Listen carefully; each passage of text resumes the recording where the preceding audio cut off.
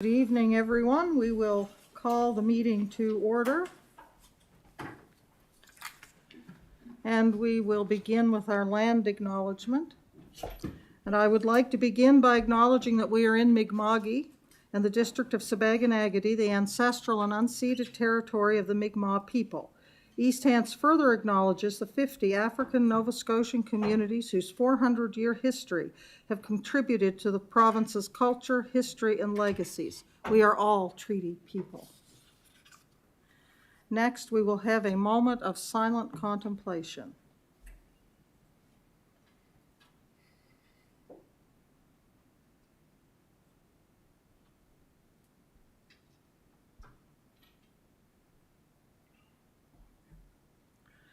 Next, I would be looking for the approval of,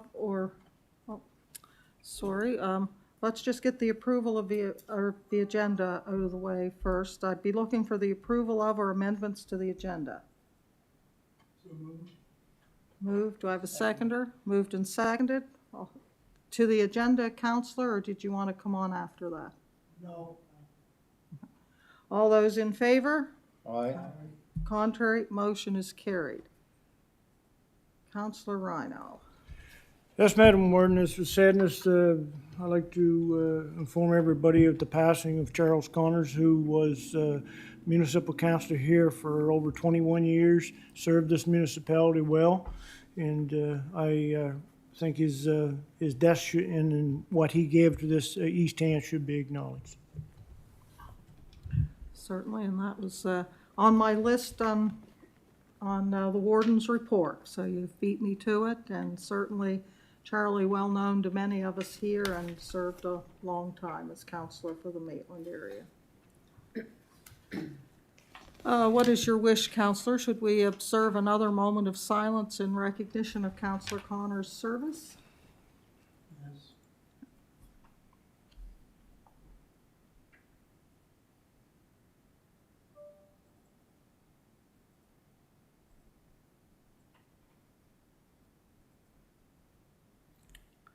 Okay. All right. Moving on, I would be looking for the approval of the minutes of the October 25th, 2023 regular meeting of council. So moved. Moved and seconded. All those in favor? Aye. Contrary? Motion is carried. Next, we'll go into correspondence for information.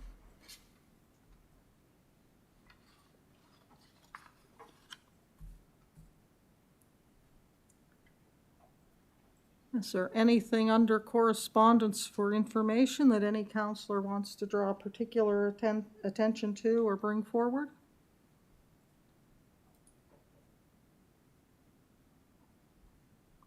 Counselor Mitchell.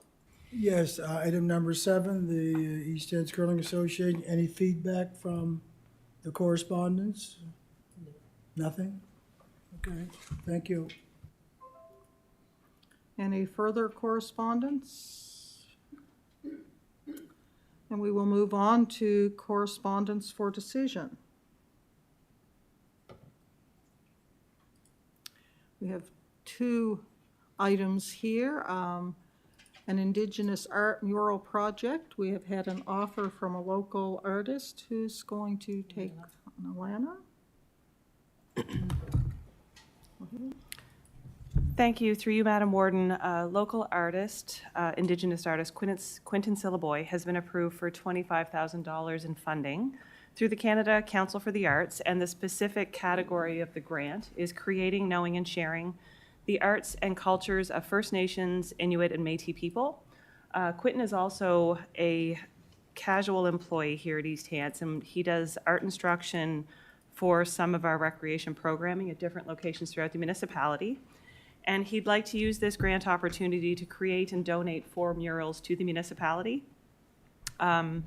Each mural would depict Mi'kmaq stories that would be displayed, and the intention behind them is to help foster reconciliation, racial tolerance through education, and to help promote and preserve Indigenous art and culture.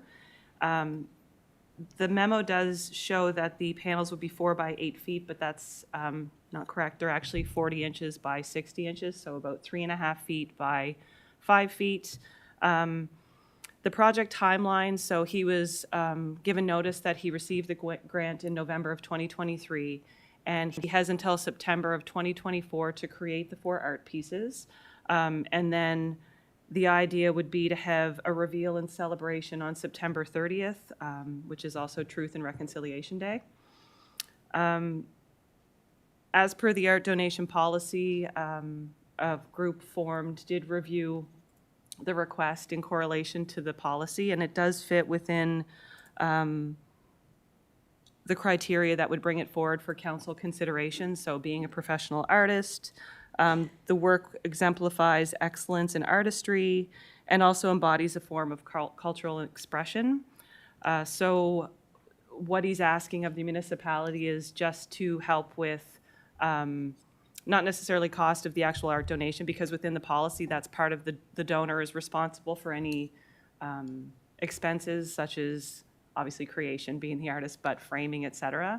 But we would look at helping him share the press release and or the final product via social media, perhaps do some type of an event or something for Truth and Reconciliation Day, say in the library or something along those lines. And within the policy, it would give the municipality the ability to decide where they would be permanently displayed. His initial idea was actually, or potentially, like move around the municipality, but we feel in order to preserve the art, et cetera, that permanent locations would be selected, and within the policy, staff have the ability to determine where those go. So from an internal review from staff and the committee composed of myself, Adam is Director of Corporate Services, and Kim is CAO, that we felt that it should come forward as something council could consider.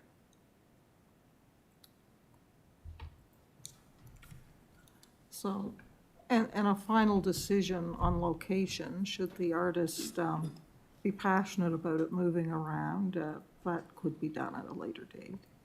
Yes, So are you certainly. looking for a motion to accept the offer? Is it?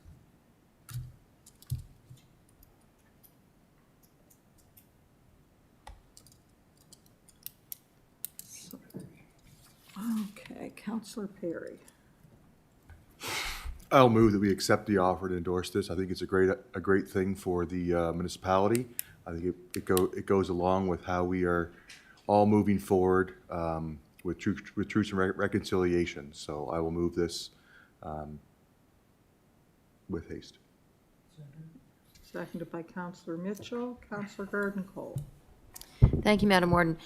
Just to comment on that, and yes, I am in support of it, but just talking about the location, I just wanted to throw this out there. When we were speaking with Indigenous, we had a couple of Indigenous presentations, and I recall them talking about sometimes that when they are, in certain areas, that if, we had Wallalin or different things up that would make them more comfortable, that sometimes they feel, when they're not on their, reserves, that they feel they wish things were more welcoming, that in the area where there's blood work and whatnot, or the library in different areas where they might, where people might come, that it might be a welcoming thing to see some, not all, but maybe like at least one of those murals there, that it would be a way of accomplishing what they had requested at those presentations. So just a little bit of input. Thank you. Thank you. Any further discussion on the motion? Question. Question's been called.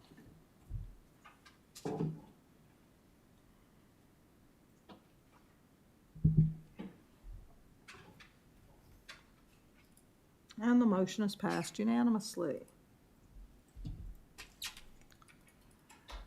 Next item, we have a request for a letter of support for the continuation of the Fundy Rose Digby ferry service, and that is the ferry that runs from Digby to St. John. So, a staff member taking that? Kim?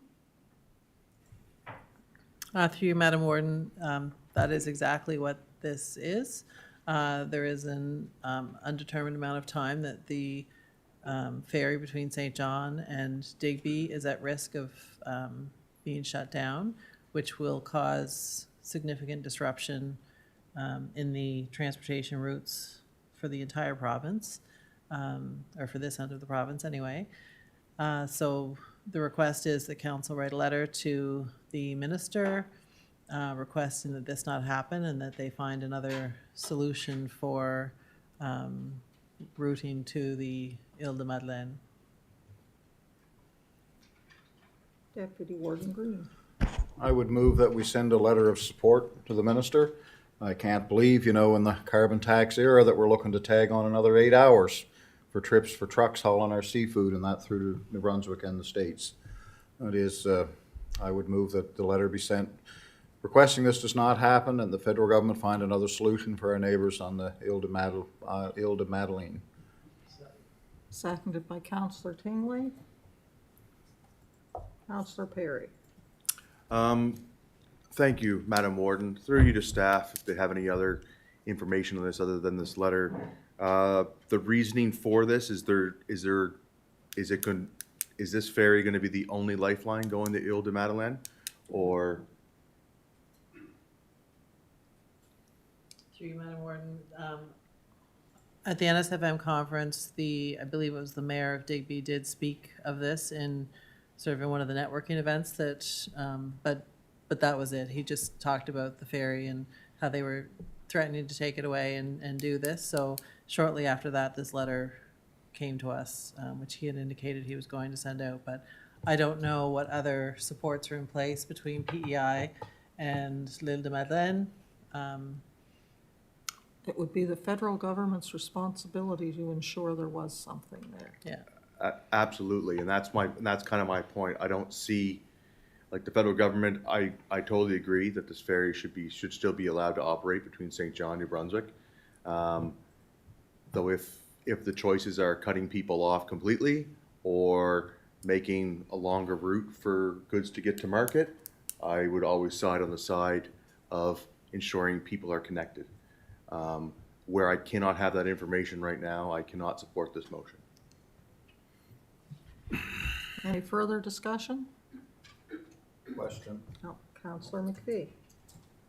Yes, I heard quite a few people interviewed on this over the last week or two. Mayor Digby and ML or the MP and that. And I believe that on the route that this ferry is going to go to, there is no replace. This is a replacement for a ferry that's going out of service. So they'll have to find another ferry someplace else. I'm not saying I support keeping the ferry running from Digby to St. John, but we have to be cognizant somebody's given up a ferry someplace.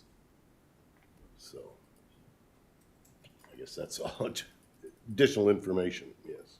I would ask if the deputy warden would take the chair for a moment. Well, I too would certainly have sympathy, but I cannot imagine that the federal government would have left it to the 11th hour to not be able to provide some type of service if it was the only ferry between PEI and Ile de Madeleine. And if they have, then it's up to them to fix it, and not at the expense of, not at the expense of Nova Scotians and not at the expense of New Brunswickers. And so I'm going to support the motion with, hopefully there'll have to be a ferry running from PEI to Ile de Madeleine from somewhere. I don't know if they have one that runs or two that runs or what, but it's a federal responsibility to do something. And so I'm going to support the motion because I don't feel that the federal government should be robbing Peter to pay Paul. Thank you. All Warden, That's it. turn the chair back to you. Councillor Tingley. Through the chair, I just wanted to comment. The reason I second the motion is I think the federal government, if they have no other choice, they're going to make the decision they have to make. But if I think I should support my fellow municipality. This is going to be a big loss to them and the fishermen that are down in that area and all of Nova Scotia, really. So I'd sooner put pressure on them to find an alternate decision. But, ultimately, if they have to find another ferry, or if they have to take this ferry, they'll take it anyway. But I would support Digby, and they also have air service there in the case of emergencies. That's it. Seeing no one else, are you ready for the question? Question's been called.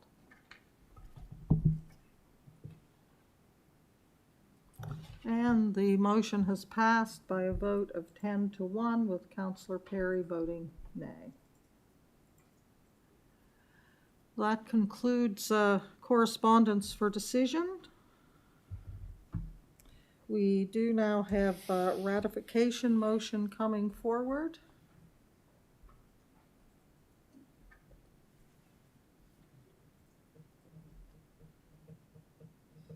And would that be Councillor Perry taking that? Would that be under corporate? Councillor Perry. Thank you, Madam Warden. Ratification of the acquisition of properties off Grand Lake, Arrowhead Drive, and the Tower View Road. Council first gave direction to staff in camera at the December 13th, 2022 regular meeting of council, policy and in camera, to pursue the acquisition of properties off Grand Lake and Enfield, known as Lot 97-2FH, Arrowhead Drive, PID 45280492, and PIDs 45367869,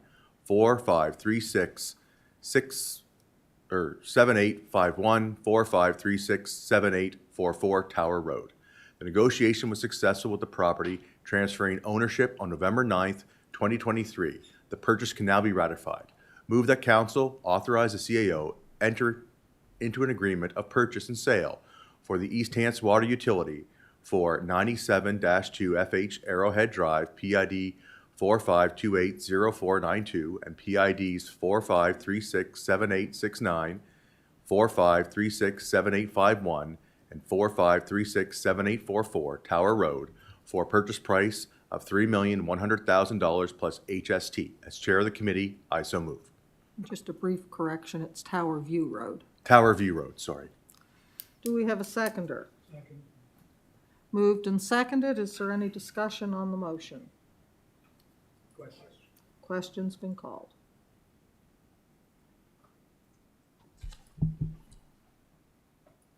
And the motion is passed unanimously.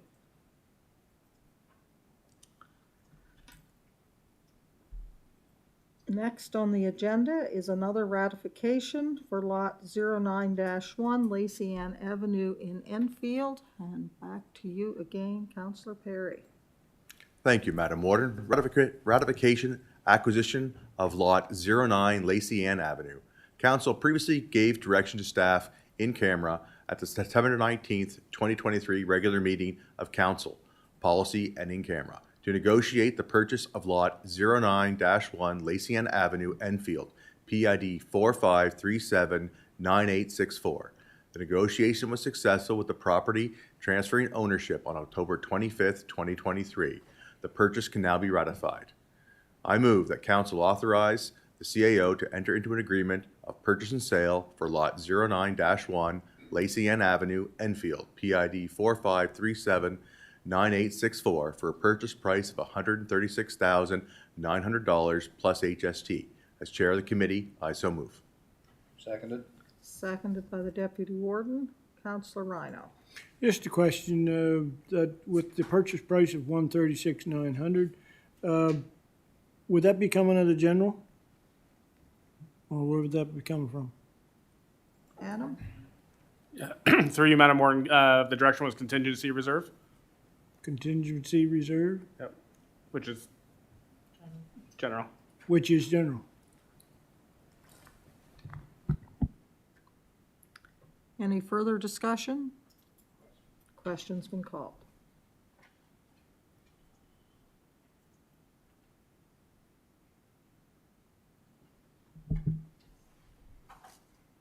And the motion is passed unanimously.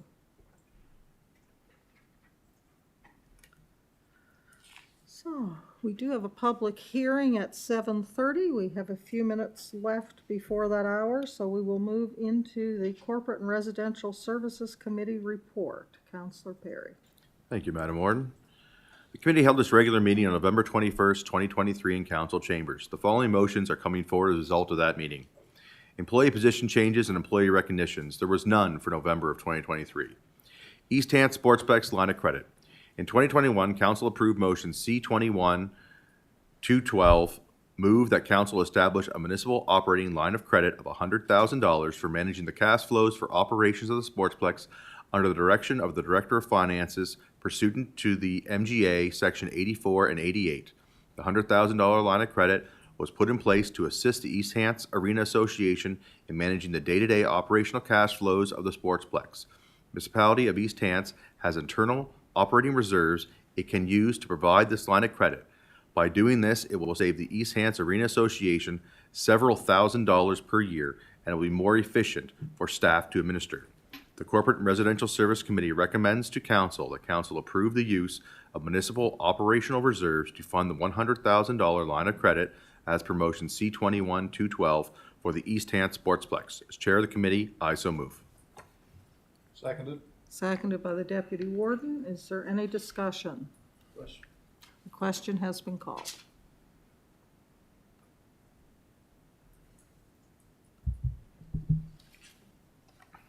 And the motion is passed unanimously. Back to you, Councillor Perry.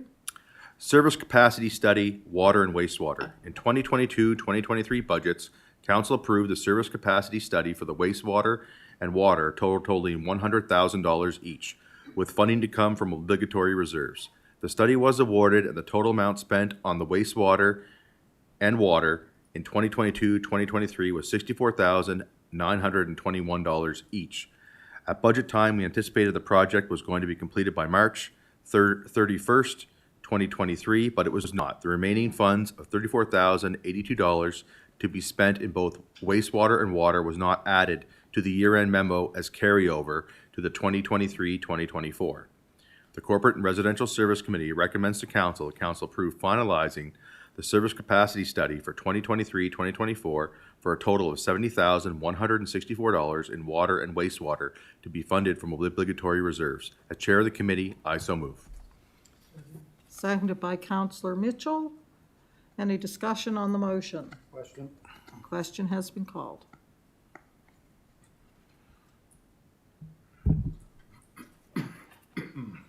And the motion is passed unanimously. Back to you, Councillor Perry.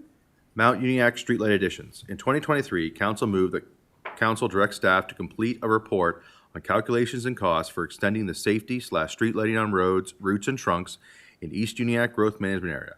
Staff from Infrastructure and Operations met with the two Mount Uniacke councilors and reviewed areas without safety lights, street lights. A list of these routes, trunks, and subdivisions streets was prepared, as well as the number of estimated lights needed. The Corporate and Residential Service Committee recommends to Council that Council approve a capital expenditure of $422,000, including non-refundable HST, for the installation of street lights and related wiring throughout Mount Uniacke. The capital costs will be funded with the CCBF Mount Uniacke reserves. Safety light and street light area rates, L9 and L10, will be amended for operating costs beginning in the 2025-2026 budget year. Council agrees the local area councilors may advise staff on servicing decisions should they arise as the project unfolds, providing the approved budget is adhered to, and that Council directs staff to bring back a report with related street lighting policy changes. As Chair of the Committee, I so move. You have a seconder, seconded by Councillor Musa. Is there any discussion on the motion? Question has been called.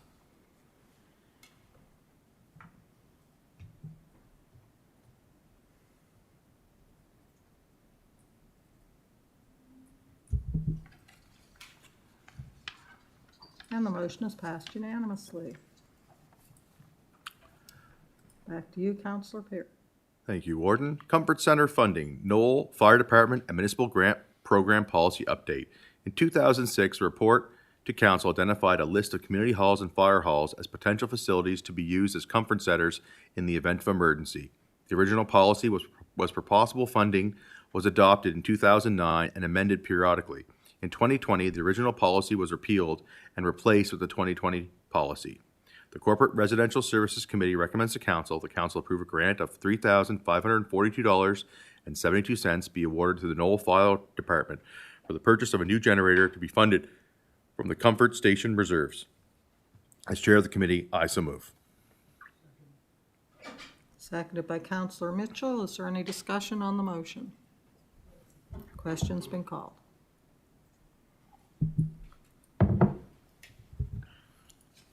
And the motion is passed unanimously. The Corporate Residential Service Committee also recommends to council that council amend the municipal grant program policy to permit all future grants under the comfort centers and reception centers / shelters funding policy to be awarded by staff in accordance with the policy as outlined in the staff report as attached to the Executive Committee agenda of November 21st, 2023. As chair of the committee, I so move. Seconded by the Deputy Warden. Is there any discussion on the motion? Question's been called.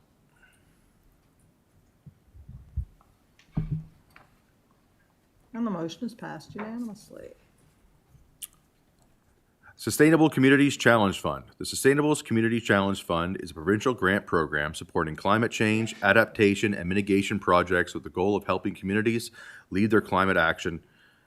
Applications for the Sustainable Communities Challenge Fund opened for applications in late October 2023. The pre-screening deadline was November 14th, 2023, with full applications due November 28th, 2023. Based off the timelines, staff proceeded with a pre-screen application for 80% grant funding for electrical vehicle charging infrastructure. The Corporate Residential Services Committee recommends to council the council direct the CAO to submit an application to the Sustainable Communities Challenge Fund to fund electric vehicle charging infrastructure with a municipal contribution of $50,000 to be included in the draft 24-25 budget contingent on successful grant funding. As chair of the committee, I so move. Seconded by Councillor Mitchell. Is there any discussion? Question has been called.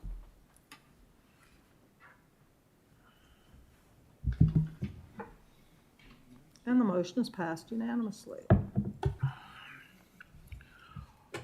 Call for applications Municipal Capital Growth Program. The Housing Accelerator Fund provides an incentive funding to local governments to encourage local initiatives that remove barriers to housing supply, accelerate the growth of supply, and support the development of complete low-carbon, climate-resilient communities which are affordable, inclusive, equitable, and diverse. The Corporate Residential Service Committee recommends to council the council prioritize Project 16-009, the wastewater collection upgrade Lance, as the municipality's first priority for funding application through the Municipal Capital Growth Program for 2023. As chair of the committee, I so move. Seconded by the Deputy Warden. Is there any discussion on the motion? Question has been called. We'll go to the vote. And the motion is passed unanimously. The Corporate Residential Services Committee recommends to council the council prioritize Project 20-017, Medical Center Lift Station Upgrade, as the municipality's second priority for funding application through the Municipal Capital Growth Program for 2023. As chair of the committee, I so move. Seconded by Councillor Hebb. Is there any discussion on the motion? Question? Question's been called. And the motion is passed unanimously. The Corporate Residential Services Committee recommends to council the council prioritize Project 10041, the Sewer Upgrade Highway 214, as the municipality's third priority for funding application through the Municipal Capital Growth Program for 2023. As chair of the committee, I so move. Seconded by Councillor Mitchell. Any discussion on the motion? Question's been called.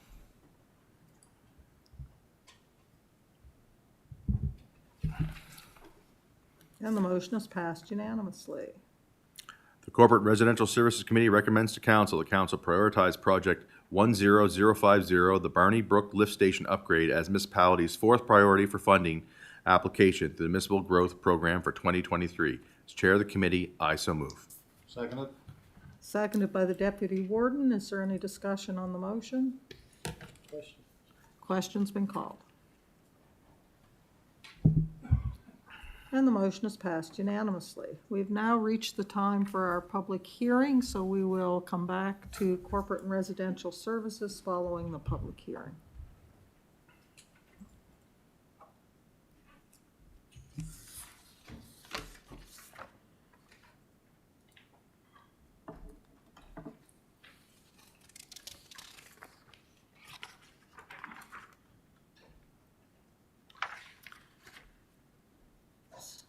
So, we have an application by the Tire Man to redesignate and rezone a portion of property located on Highway 1 in Mount Uniacke. Councilors, this evening we have one item on the public hearing agenda. The purpose of this hearing is for council to hear input from the public prior to making a decision on the proposal. To the members of the public who have chosen to participate this evening, welcome. Please note that council's procedural policy requires that you not cheer, boo, clap, or otherwise disrupt the hearings. Anyone who wants to comment or ask questions will be provided an opportunity to do so. Tonight, council may approve, reject, or defer its decision on the proposal to a later date. Council approval is required for the proposal to proceed. I will now ask the municipal clerk to outline when the public hearing advertisements were published.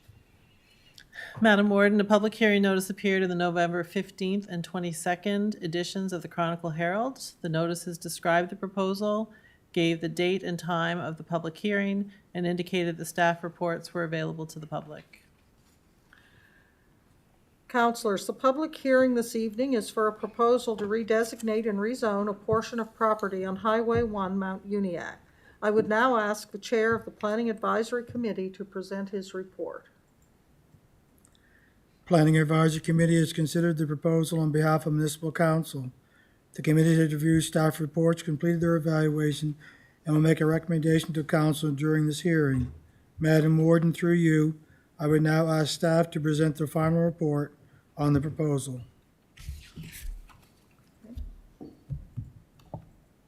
Thank you, Madam Warden. Through you. So this public hearing is for an application from the Tire Man. So the subject property is located on Highway 1, Mount Uniacke. It totals 2.29 hectares in size, and it is split zoned with regional commercial at the front and a rural use portion at the rear, and it is designated regional commercial and rural use as well. And it is located in the Mount Uniacke Growth Management Area. So the applicant has requested to change the rural use portion of the property to the regional commercial zone and designation in order to enable the expansion of the current automobile repair and maintenance use on the property. So this was the original site plan that was provided. So they're just looking at rezoning this back portion and redesignating to the regional commercial zone and designation. So automobile repair and maintenance use is not permitted in the rural use zone. Therefore, the applicant has requested to change the zone and designation to the regional commercial to be consistent with the rest of the property. And the applicant will have to undergo the site plan approval process for the expansion if this application is approved. And staff have referred to municipal planning strategy policies associated with the Mount Uniacke Growth Management Area, as well as the general policies related to amending the planning strategy and land use bylaw, as well as policies related to expanding the regional commercial designation. Citizen engagement, so there was an advertisement in the Chronicle Herald in August of 2023, just indicating that the application was under review. And there was a public information meeting held in September in Mount Uniacke. So we mailed letters to all property owners within 300 meters indicating the date and time of that meeting. So 3 members of council and the applicant attended. No members of the public were in attendance, and there was no questions or concerns raised at the meeting. We also sent out a letter and questionnaire, again, to residents and property owners within 300 meters. So we sent 25 questionnaires and 1 was returned. That response indicated that the application will have no impact on them or their property. And again, we sent out letters to residents and property owners indicating the date and time of this hearing, as well as notices placed in the Chronicle Herald. So staff have completed the review to change the rural use zone portion of the property to regional commercial designation and zone. And the amendments have been evaluated using all applicable policies and the municipal planning strategy and were found to be consistent. Therefore, staff recommended approval of the application. And council's decision this evening is not appealable to the Nova Scotia Utility and Review Board. So that concludes my presentation. Thank you, Madam Warden. Thank you. Does any member of council have questions for staff?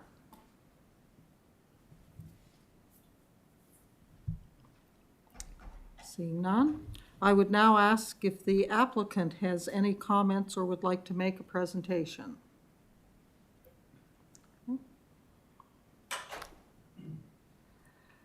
I will now open the floor for comments and questions. If you are viewing the YouTube live stream, you may use the YouTube chat feature, which is being monitored. First, does anyone attending in person have any questions or comments?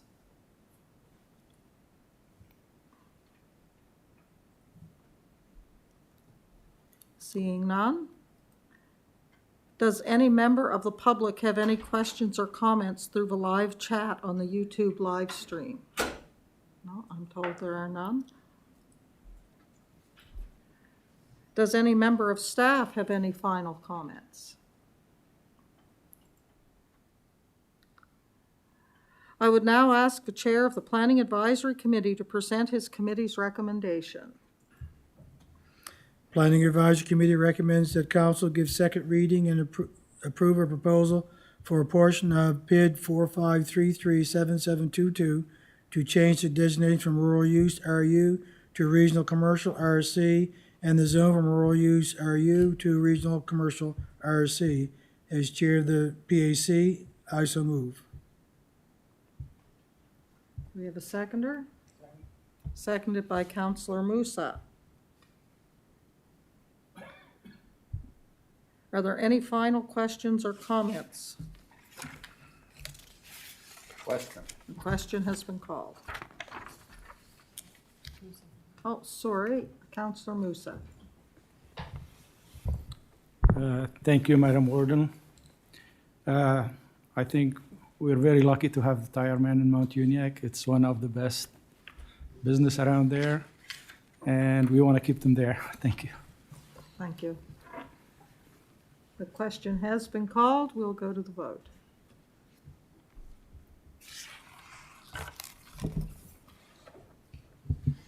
And the motion is passed unanimously. That concludes tonight's public hearing, and thank you for attending.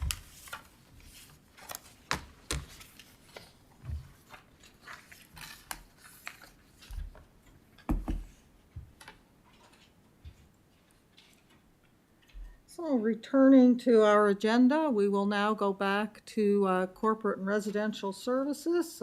Carry on, Councillor Perry. Thank you, Madam Warden. 2024 regular municipal election, staff report number 1.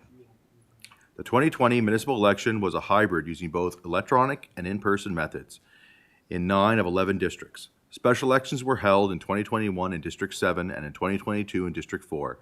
They are 100% electronic. It has been proven that the use of electronic voting has been successful not only in East Hants, but across the province.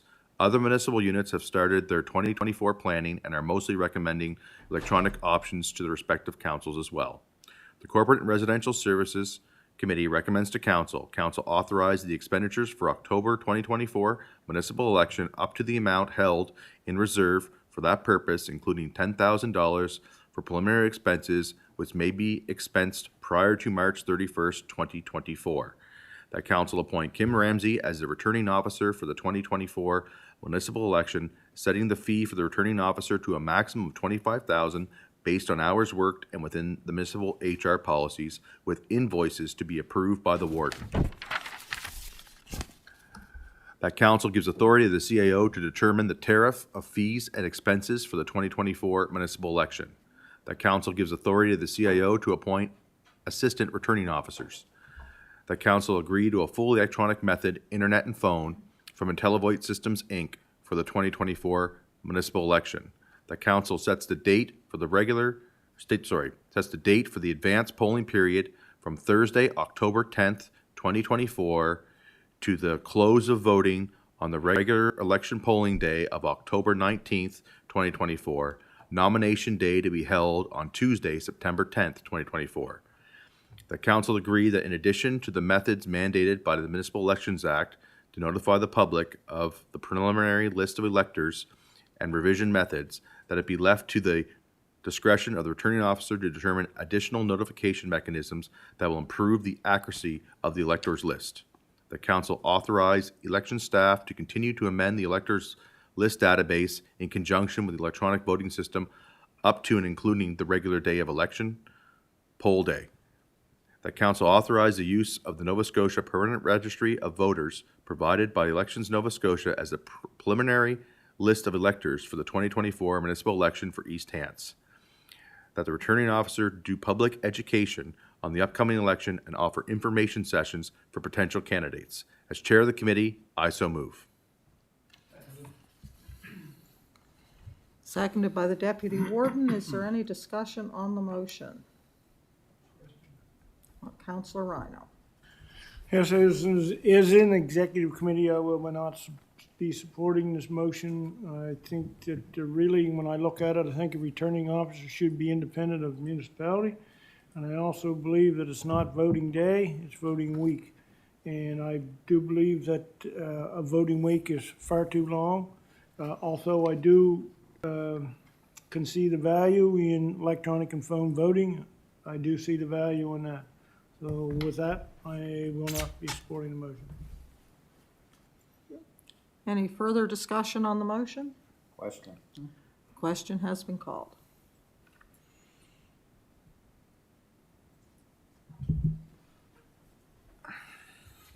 And the motion is passed by a vote of 10-1, with Councillor Rhino voting nay.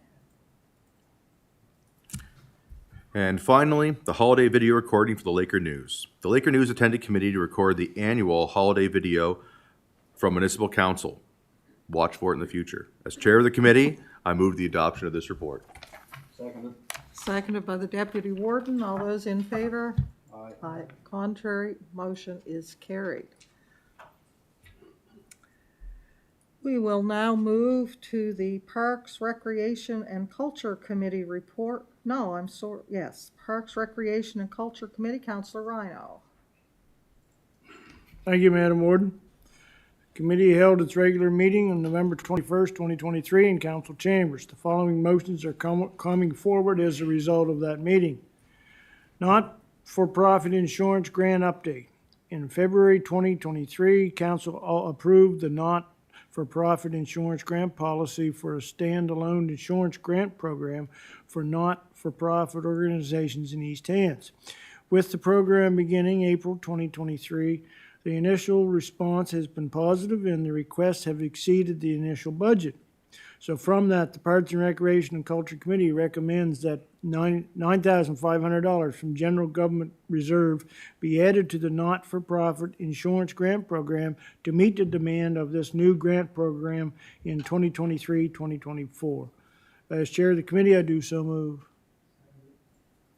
Seconded by Councillor Hebb. Is there any discussion on the motion? Question. Question has been called.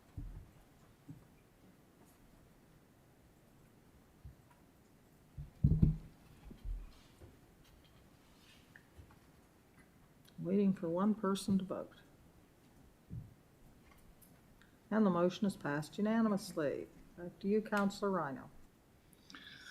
2, Meadowview Way Open Space Secondary Entrance and Exit. The Parks, Recreation, and Culture Committee considered the possible disposal of portion of PID 453-54677, and the intent of the recommendation was to proceed with the disposal process to allow for the development of a future public road between Meadowview Way and future development on PID 4533333.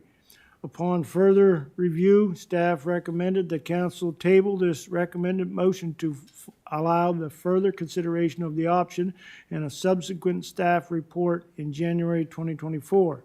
So from that, the Parks and Recreation and Culture Committee recommend to council to declare surplus this section of PID 453-54677 required for the future public road between Meadowview Way and the proposed development on PID 453-33333. As chair of the committee, I do so move. Second. Moved and seconded. Councillor Perry. I was going to move that we make a motion to table this That would be in order now. Move to table the motion. for it to be, till we get the staff report in January 2024. Seconded by Counselor Garden Cole. A motion to table is non-debatable, so we will go to the vote.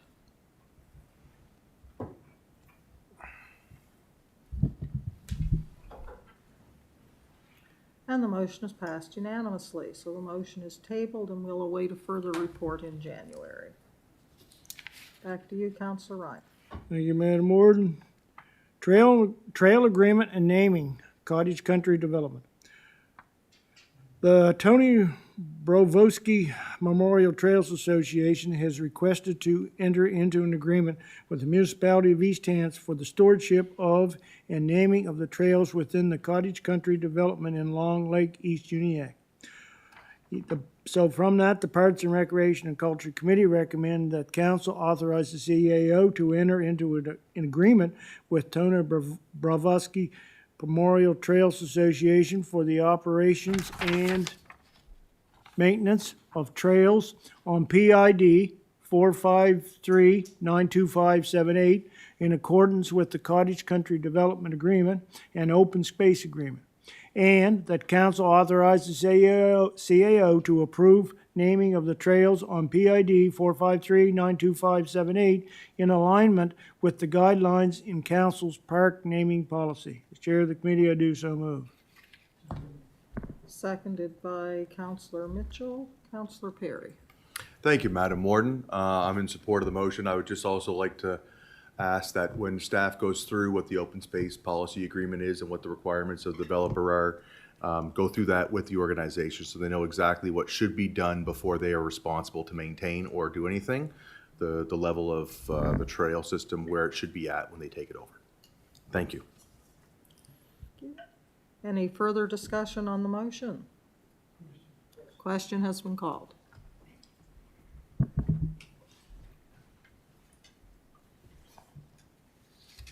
And the motion is passed unanimously. Back to you, Counselor Rhino. Thank you, Madam Warden. Former DAR rail line update.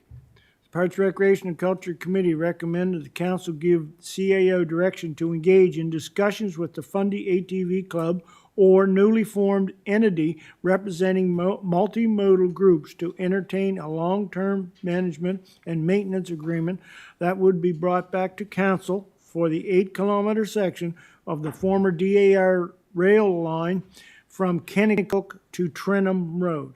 As chair of the committee, I do so move. Seconded by Counselor Head. Is there any discussion on the motion? Question? Question has been called. And the motion is passed unanimously. Madam Warden, as chair of the committee, I move the adoption of this report. Moved and seconded. All those in favor? Aye. Contrary? Motion is carried. We will now move to the Planning Advisory Committee report. Counselor Mitchell. Thank you, Madam Warden. The committee held its regular meeting on November 21st, 2023 in council chambers. The following motions are coming forward as a result of that meeting. Number 1, PLN 23-008, the Tire Man redesignation or rezoning final report. It was dealt tonight at the public hearing. Number 2, Mount Uniacke Secondary Planning Strategy Scoping Report. The Mount Uniacke Secondary Planning Strategy has been identified as a future project under Section E3, Municipal Projects and Studies of the 2023 East Hants Official Community Plan and is part of the 2023-2024 Business Plan for East Hants. The Planning Advisory Committee recommends to council that council direct staff to initiate the Mount Uniacke Secondary Planning Strategy as outlined in the scoping report dated November 7th, 2023, and presented to the Planning Advisory Committee on November 21st, 2023. As chair of the committee, I so move. Seconded. Seconded by the Deputy Warden, Counselor Musa. Thank you, Madam Warden. John, to you, through the warden. So it's going to be the same process that we did for the rural zoning, or that's in-house one? That's what we're doing now.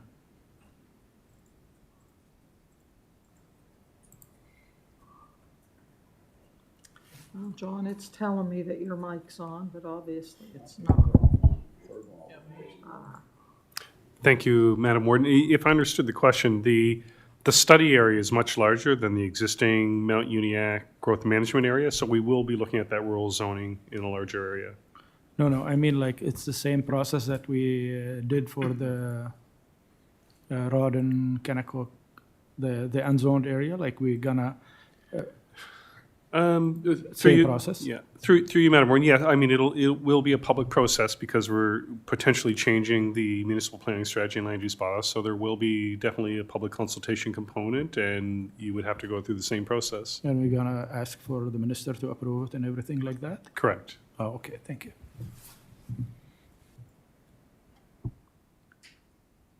Any further discussion? Question? Question has been called. Motion is passed unanimously. Back to you, Counselor Mitchell. Number 3, housing strategy. Housing has become a growing concern across Nova Scotia with increasing cost of housing, the limited availability of houses for sale or rent, and the inability to add new dwellings units fast enough to satisfy demand based on population growth. The report provided background information on the housing crisis in Nova Scotia, housing information specific to East Hants, and identified options for the preparation of a municipal housing strategy.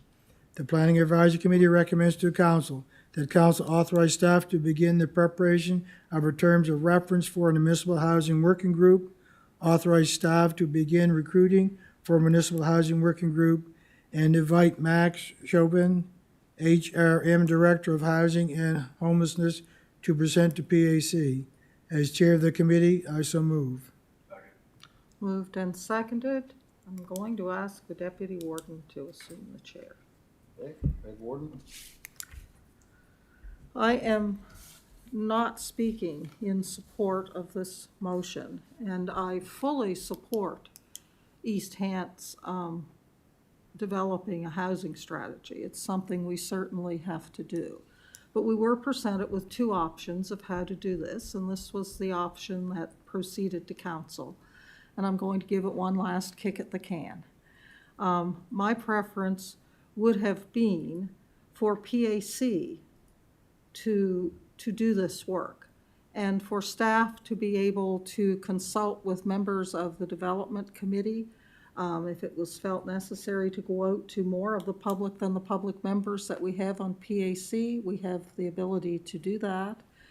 By creating a new working group, it eliminates the role for the public members who are currently on PAC, who have an understanding of how the system works and of what the zoning means and how things can and cannot be changed. That's not to say that new public members on a working group couldn't learn that, but we already have public members who have spent 3 years getting up to speed on how to do that. I also am concerned that, and I know we haven't set the terms of reference yet, but the suggestion was 2 members of the development community. And I don't think that would give us adequate representation of the views of the development community, because we have many developers in East Hants from many areas of East Hants. And I think it would be important to cast a broader net, so to speak, within the development community. Also, a number of councillors on the committee has yet to be determined, but be it 2, be it 3, be it 4. I sat here when Police Advisory Committee was run that way with a few councillors on it, and there was a lot of repetition because everyone else was constantly wanting to be brought up to speed and things were having to be repeated. And with the housing strategy, there are housing needs all across the municipality of East Hants, and they're different. The needs are different in different areas, and the input from councillors in each area would be different.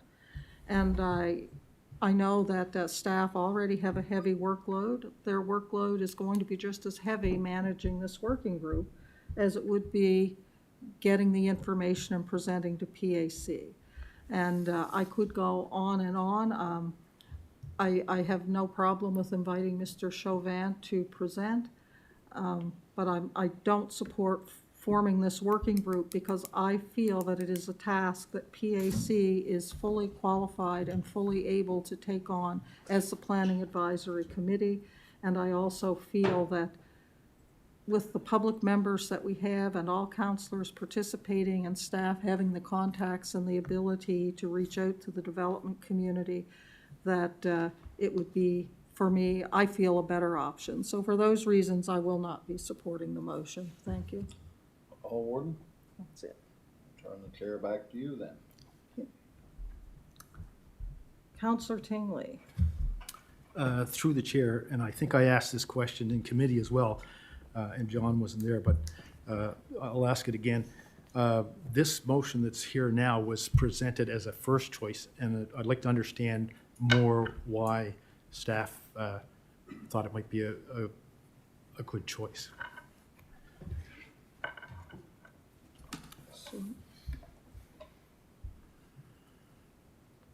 Oh, we have to take someone off. Thank you, Madam Warden. I guess we prefer that option because we thought it would be an opportunity to not really, I guess, supplant the role of PAC, but more an opportunity to get into deeper discussions and to have all those people at the same table, the developers, the nonprofits, and staff, as well as council representatives to and we're always constrained on the agendas for executives, so again, it was an opportunity to sort of step outside of that environment.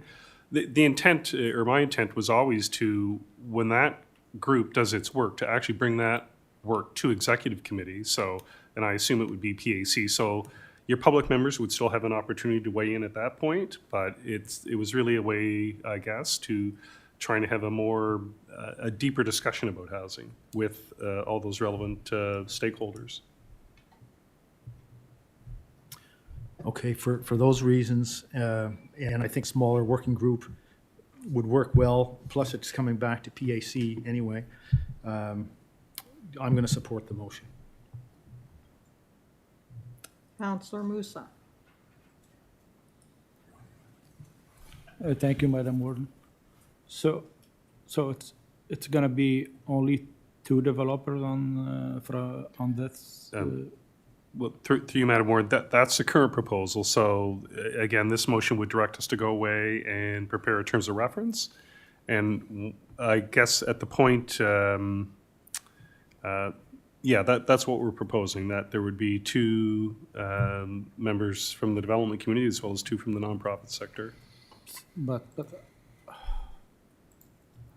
I can count that we have at least 6 or 7 big developers here. And if you're gonna pick 2 of them, I don't think you're gonna get the good representation from that. Like we have 3 big developers here. We have a couple in Mount Uniacke, or 3 or 4.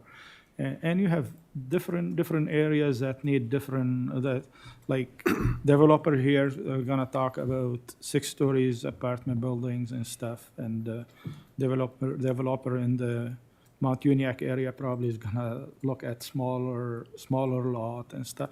So we have like so many distinct area in our municipality that I think the councilor will weigh more than 2 developers on. And you could have 6 councilors, and still you have some other councilors that have different ideas. I think the whole council should be on that. So that's my opinion. I don't know. Thank you. So through you, Madam Warden, I would just add that it was also, I guess, and I didn't say this earlier, but the intent would be after the committee does its work, that doesn't preclude wider consultation with the development community or the public at large.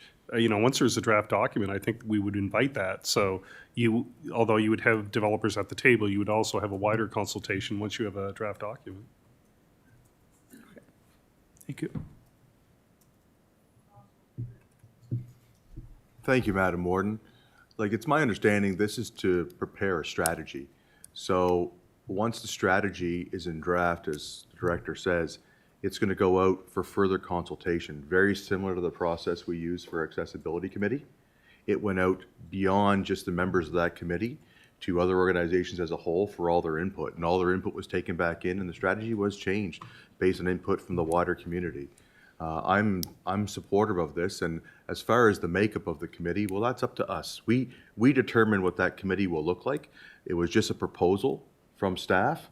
They are creating the terms of reference and of what the job of each counselor and developer would be. And if we say, well, we need 4 developers and we need 5 nonprofits or whatever that could be, that's up for us as a council to decide the makeup of the committee, not staff. So I believe that we have the ability to get a good committee and working group established that can get us to the 80% solution of our policy, and then through PAC and the review of the larger community, we can get a robust policy that should be able to address the housing needs for the whole municipality. That's what I think will happen.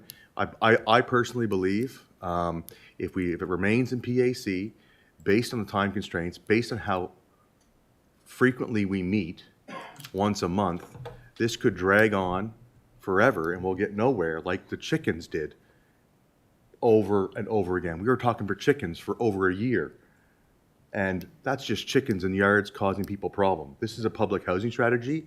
This is something that needs to have a focus group to get the ball moving faster, supported by PAC and the final decision by PAC.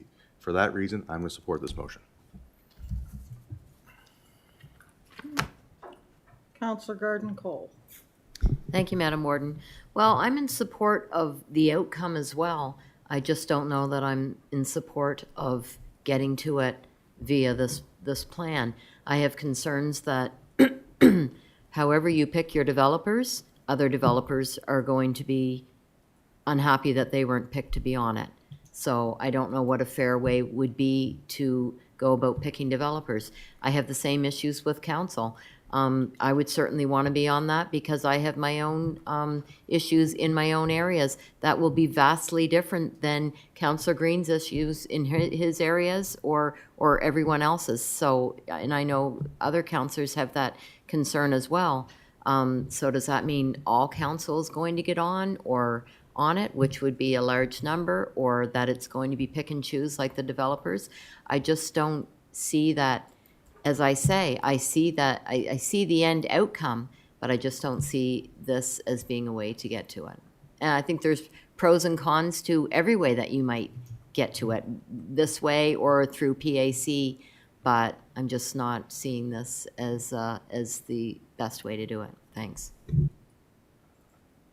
Madam Warden, could I also just add, I'm not sure it was clear that whoever gets on the committee, in the end, it would be chosen by council's nominating committee. So like we have with other subcommittees, we would recruit, and if we had 4 positions and 6 applicants, then we would present that to the nominating committee for a decision. So council would be deciding which developers or nonprofits and so on would be on that committee.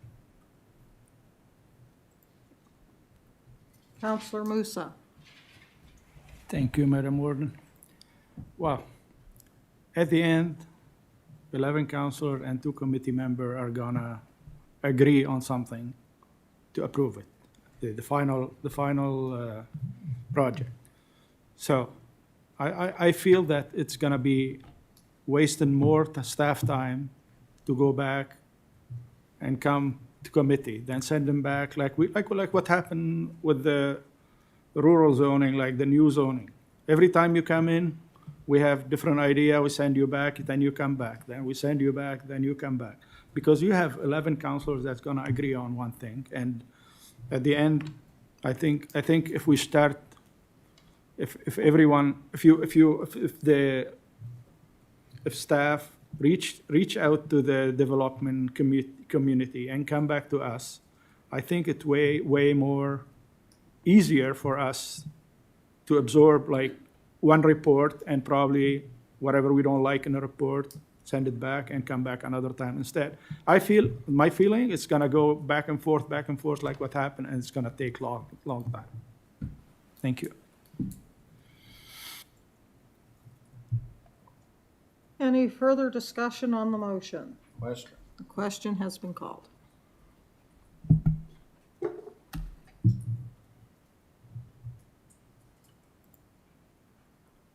She's a close one, folks, but the motion has passed by a vote of 6-5. With myself, Counselor Musa, Counselor Rhino, Counselor Garden Cole. Who did I miss? And Deputy Warden Green voting nay. Okay, back to you, Counselor Mitchell. Item number 4, Heritage Incentive Program Policy. Beginning in April 2016, Heritage property owners were able to apply for a grant to cover 50% of the cost of improvements to their heritage property, up to a maximum of $2,000. Staff recommended that amendments be made to the Heritage Incentive Program to increase the amount of money available to heritage property owners and to include commercial properties in the list of eligible properties. The Planning Advisory Committee recommends to Council that Council approve the amendments to the Heritage Incentive Program Policy as outlined in the staff report dated November 8, 2023. As Chair of the Committee, I so move. Seconded. Seconded by the Deputy Warden, Counselor Rhino. Thank you, Madam Warden. As I did in the Executive Committee, I will not be supporting this motion. And I want to make it perfectly clear, I am not against Heritage Homes and I am not against the Heritage Incentive, or the Heritage District. What my problem with this is that it is not, it's based on the age of a structure. And I represent the whole of District 5, and I represent people who own pre- and post-1941 built homes. And we talked about this at length during the committee, but I've had people come up to me who owned a house later than 1941, and they're saying, why can't I apply for this grant? And rightly so. I think what it does, if I would rather see, if you want to put an incentive grant in, put it in for pre- and post-1941 home, because it shouldn't be based on the age of a house. Because we could have people who have, there's not even no income involved in this. We could have people who are in a high income tax bracket who could receive this as well. So there's no stipulations there to protect there. As I said before, it does put pre- and post-1941 homes at odds against each other, and I really don't think that's fair. And I represent all of District 5, and like I said, pre- and post, if this was open to everybody, you'd have me right there. You would, but where it's not, I can't support this motion. But I do support the Heritage Homes, and I do support the Heritage Village, but not this incentive program. Thank you. Thank you, Counselor. And I believe that the qualification for this is whether or not the property is a municipal heritage property. Is that correct, John? That's correct. Any further discussion on the motion? Question. The question has been called.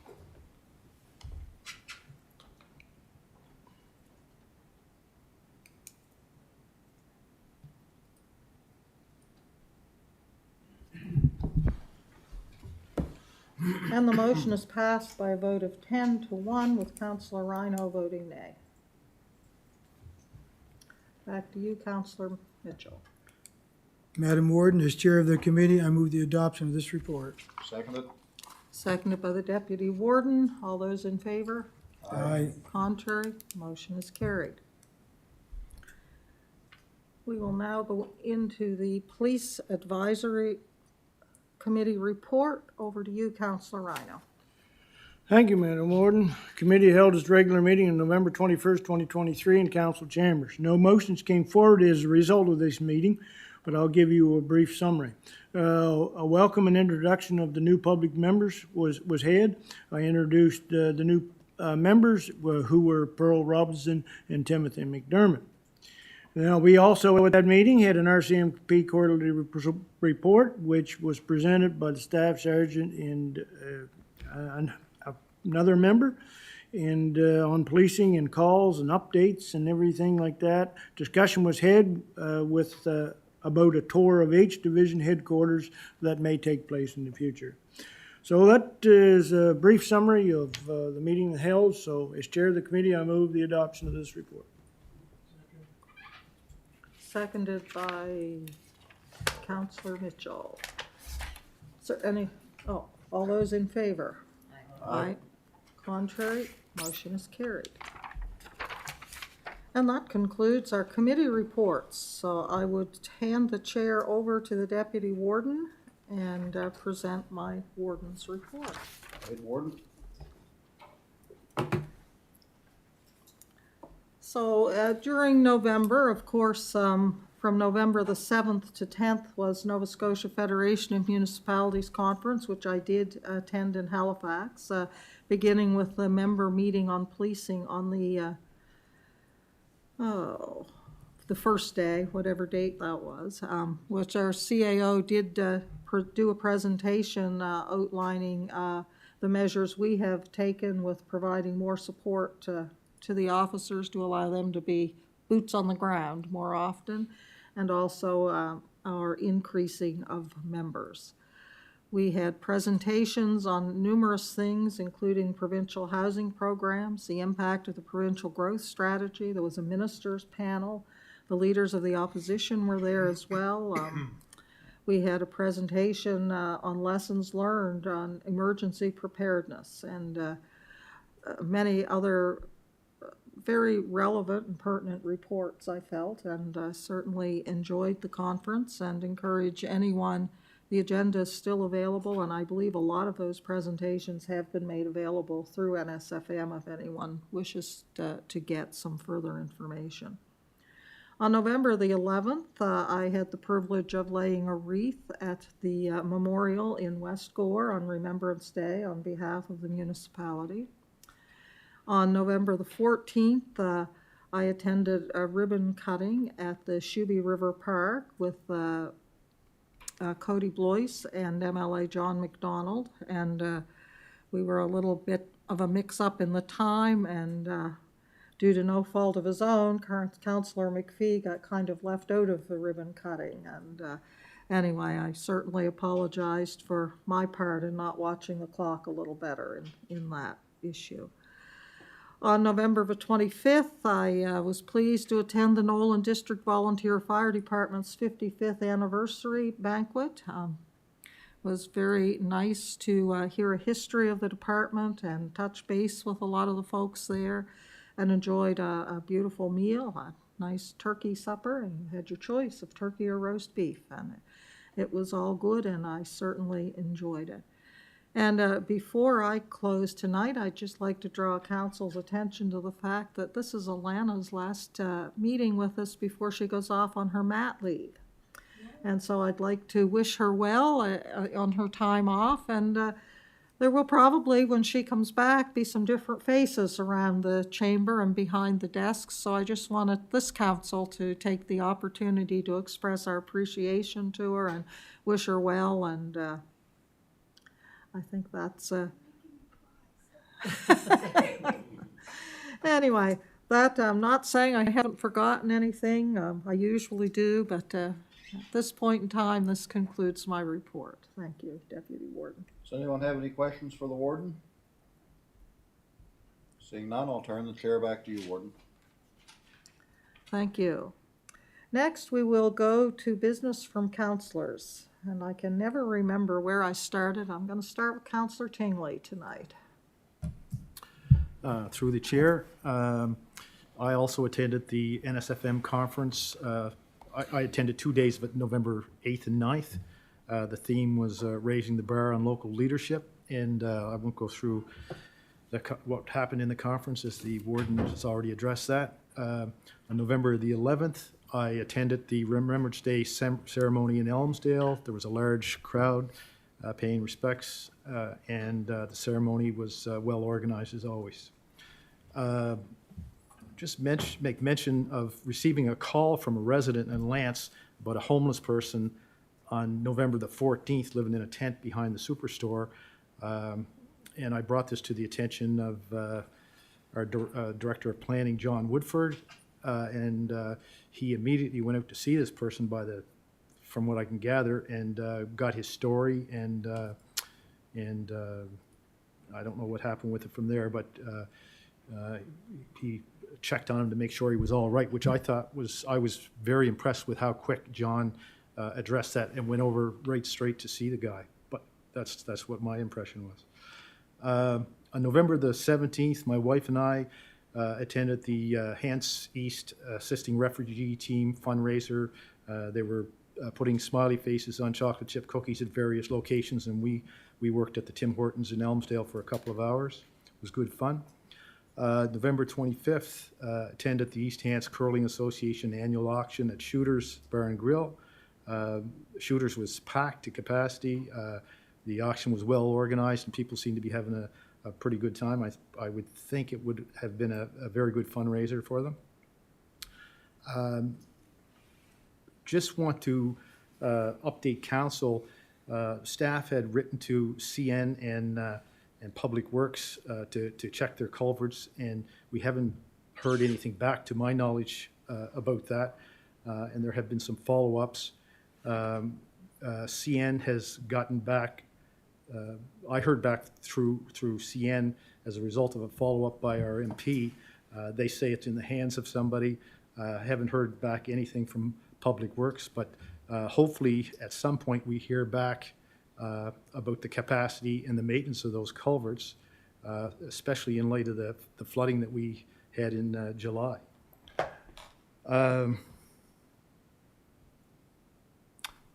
Had a resident contact me about requesting that I make a motion in council regarding installing a crosswalk at the intersection of Highway 2 and the entrance to Riverside Educational Center. I know this has come up before, so I'd like to make a motion that we move that East Hants apply to the province for a crosswalk to be installed at the entrance to the Riverside Educational Center, intersection of Highway 2, Riverside Drive, Milford. Do we have a seconder? Seconded by Councillor Perry. Is there any discussion on the motion? Question? Question has been called. Oh, Councillor. Oh, Ed's sorry. on there. Sorry, Councillor Hill. There, Warden. Through you to staff, I know there's been several reports on different locations, and I think there's already been at least one, maybe two investigations on this. Is it prudent to put another one in, or to go with what we had before? Because I really can't see any difference in the stance of it, but a motion cannot hurt. But do you recall those expositions that we put in, Jesse? Through Madam Warden, so at the Riverside, at that location, specifically, requests have gone in, and the province's response is, absolutely, we can put a crosswalk in on the condition that the municipality guarantee crossing guard service. And that really becomes the question. And so we can go and we can send the request. I can tell you right now that's going to be the response. And that historically has come back and been in a discussion of council is, do you want to get into the crossing guard business? And how do you set that up, staff it, et cetera, and program it? Then how do you pay for that too? Is it area rates based on which parts of the municipality wants that type of thing in school zones or not? So if you are to put a crosswalk within a school zone, it needs crossing guard service. That's just how it is, which is the right thing to do. But there's costs that are associated with that. So that becomes the debate. It won't be whether it can go in or not in that location. It's whether or not East Hants wants to get into the crossing guard business.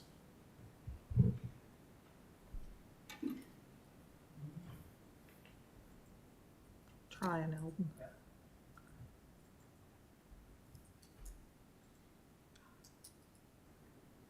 Thank you, Ward. Just to follow up on that, I I spent 2 days out there in the mornings and the afternoons counting the students who used that sidewalk cross back and forth there, and I couldn't find my paper, but I believe it was 12 was the most that there was there one morning, and I believe it was 9 the next morning, and the afternoon was even less than that. So the amount of students that are crossing there is not in a great number, and I'm in support of the motion, but I just, if we have to put crossing guards there, I think we gonna have to look at other areas in school zones where we're gonna have to do one, we'll have to do them all. But I don't think there's enough students there that's crossing there right now to warrant putting crossing guards there, but thank you. Councillor Rhino. Well, could you refresh us on what, a quick guess on what crossing guards would cost? What do other municipalities, I know they have them in Colchester. Give me a quick guess, ballpark. Through Madam Warden, I couldn't talk to the dollar figure specifically. I don't think that we're talking huge dollars. Mm-hmm. However, it's the availability of part-time staff. It's going to be, how do we cover that? And it becomes the municipality's liability to be able to continuously staff that. So typically they are sometimes it's volunteers, sometimes it's paid crossing guards, sometimes, but then there's a staff member that will have to coordinate that. And if people don't show up, we need to have backups. And we can't get bus drivers in today's world. And so it's about how much cost that you don't see that will impact internal operations and take away from other work on top of the cost of the crossing guards. And I don't think you're going to see huge dollars. I don't have a number for you, but it's not going to be outrageous, but it's also going to be, there's going to be hidden costs that you don't see. Well, I guess for me, I'd like a refresher on, what's this going to entail? The hidden costs and the upfront costs for this. I mean, we beat this around for a long time about this crosswalk, and I think it's maybe high time that we refreshed ourselves and make another way. But you say that, have we ever approached the province with regard to a flag system? Would they consider a flag system out there? Through Madam Warden, so flag systems are viewed in the transportation world as value add if community groups want to do it. It's not a substitute or an alternative to standards. So a crosswalk in a school zone must be staffed with a crossing guard. Must. There's no alternative. So that's where we're at. There isn't the flag program is kind of a unique, quirky alternative thing. But that's another topic that's altogether. Okay, thank you for the information. CAO. Through Madam Warden, just bringing up, we've had several reports on these crossing guard programs, specifically at Milford. The report back in 2010, Brian Hebed did a report that it would be 15 hours per week. So if you established 15 hours per week for, I don't know how long school's in, but I think it's probably around 40 weeks a year, you're looking at, $18,000 to $20,000 for a crossing guard program for one location. No. I just did an estimate of, you're going to have somebody who's, after all your employment costs, $30 an hour for 15 hours a week at 40 weeks a year. And that would be your all-in employment cost. But to Jesse's point, you've also got all of that extra peripheral time to manage a program, to staff it. Staff don't show up, people have to go, you have to run the program. So, and that would be in perpetuity. That's a hard thing to put a number on. that would, I mean, the cost you just gave council was your hard cost right up front with your crossing guards, correct? That's just that would just be your employment cost per year. Okay, thank you for the information. Counselor McPhee. Thank you, Warden. Yes, if we already know the answer to the motion is that we can have a crosswalk, but all we have to do is put crossing guards there, I can't support the motion because it doesn't seem sensible to send a motion we already know the answer to, or send a letter we already know the answer to. The debate is whether or not we want to get into providing crossing guards, and if we do, then there's going to be a lot more situations. I can think of 2 areas in Shubenacadie that are a lot more in need of crossing guards than that spot in Milford. I travel through Milford quite a bit. It's a 30 zone when the children are present. I've never seen a close call. Not there all the time, but traffic goes through at a reasonable rate. There's good visibility. These aren't 4-year-olds. These are older children that are attending this school. So I think we better have the debate about whether or not we want to get into the crossing guard program and forget about this motion. So I won't be supporting this motion. Counselor Perry. Thank you, Madam Warden. I'm just wondering, when was the last time a request was sent off for this particular location to now Public Works?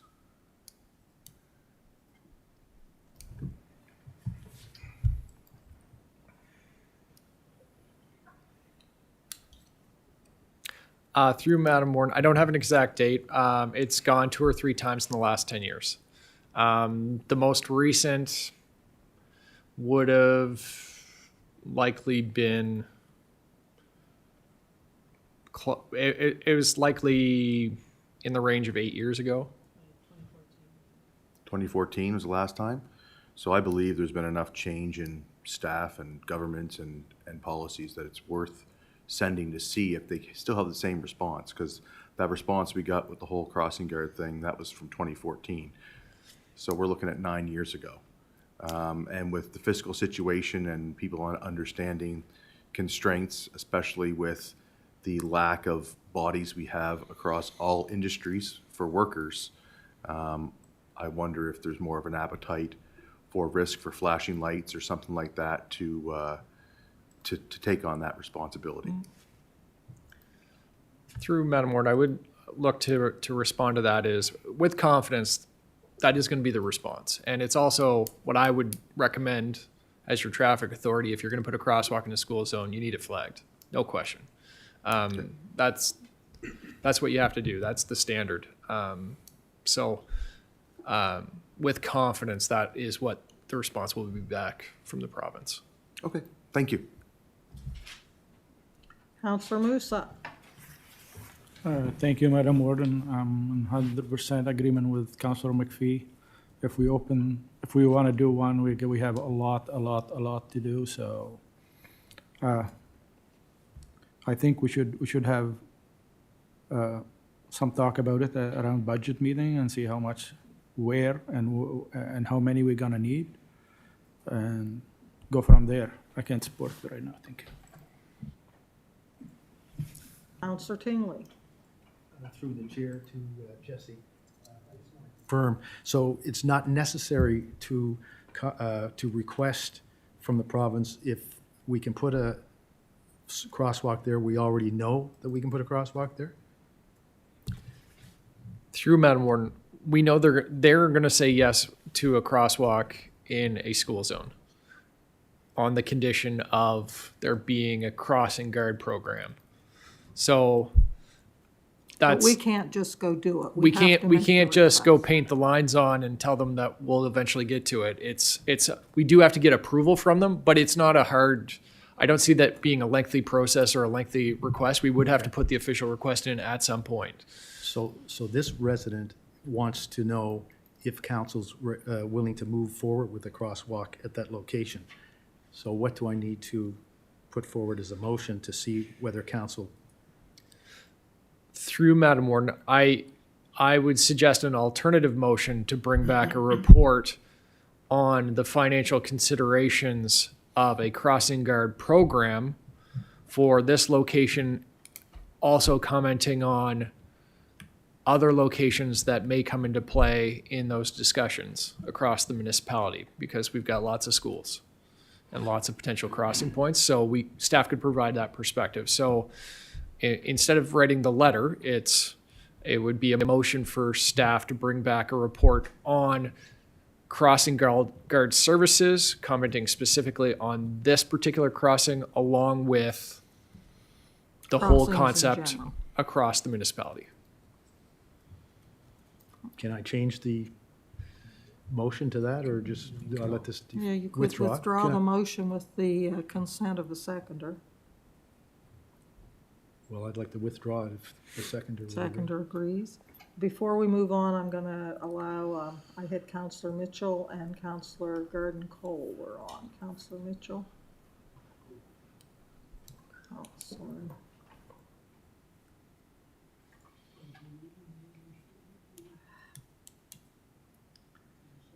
Okay, I've turned Jesse's, okay, there we go. I was going to say, I turned the mic off, but the system said it was still on. Thank you, Madam Warden. Since we don't have a program in place at the present, and if we decide to go ahead with the program, what liability issues this put forth to the municipality for the person who's working, and what the responsibility would be? I think that would be part of the report. If a motion was made for a report on that to come forward, that would be included in the report. Would? Okay.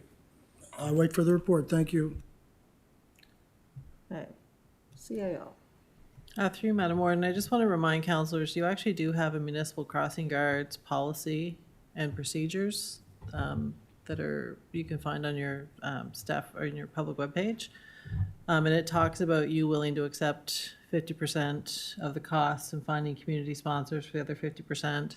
Somewhat outdated, so if you get into this discussion around, and Jesse would bring this to your attention when the report comes forward, but if you get into that discussion, you may see yourself revamping that policy as well, because it was done in 1998. But you do currently have a policy on the books. Thank you. If I could be allowed to comment, with the deputy warden, the chair. Should a motion come forward for a report, I'll certainly support it, but I'm going to throw out there that the majority of these roads that need crosswalks are provincially owned roads and the responsibility of the provincial government. Education is a responsibility of the federal government. We are mandated by law to make a mandatory contribution for education in this province, and this municipality's contribution is over $5 million a year.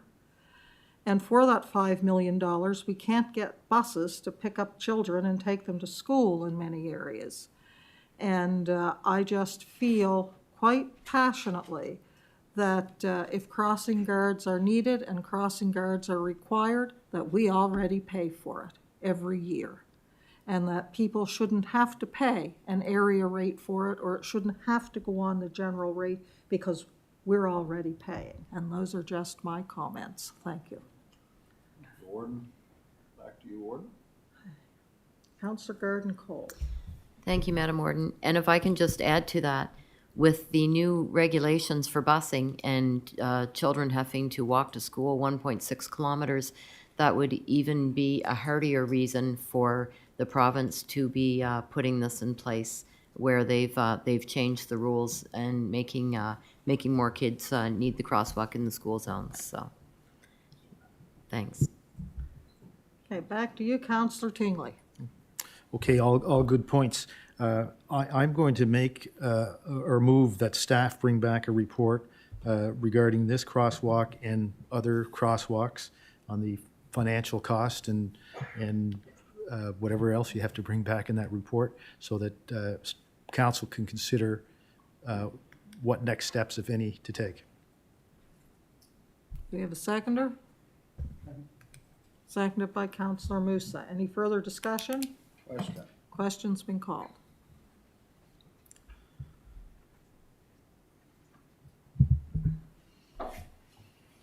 And the motion is passed unanimously. Anything further, Councillor That's Kinley? it, please. Yeah, thanks.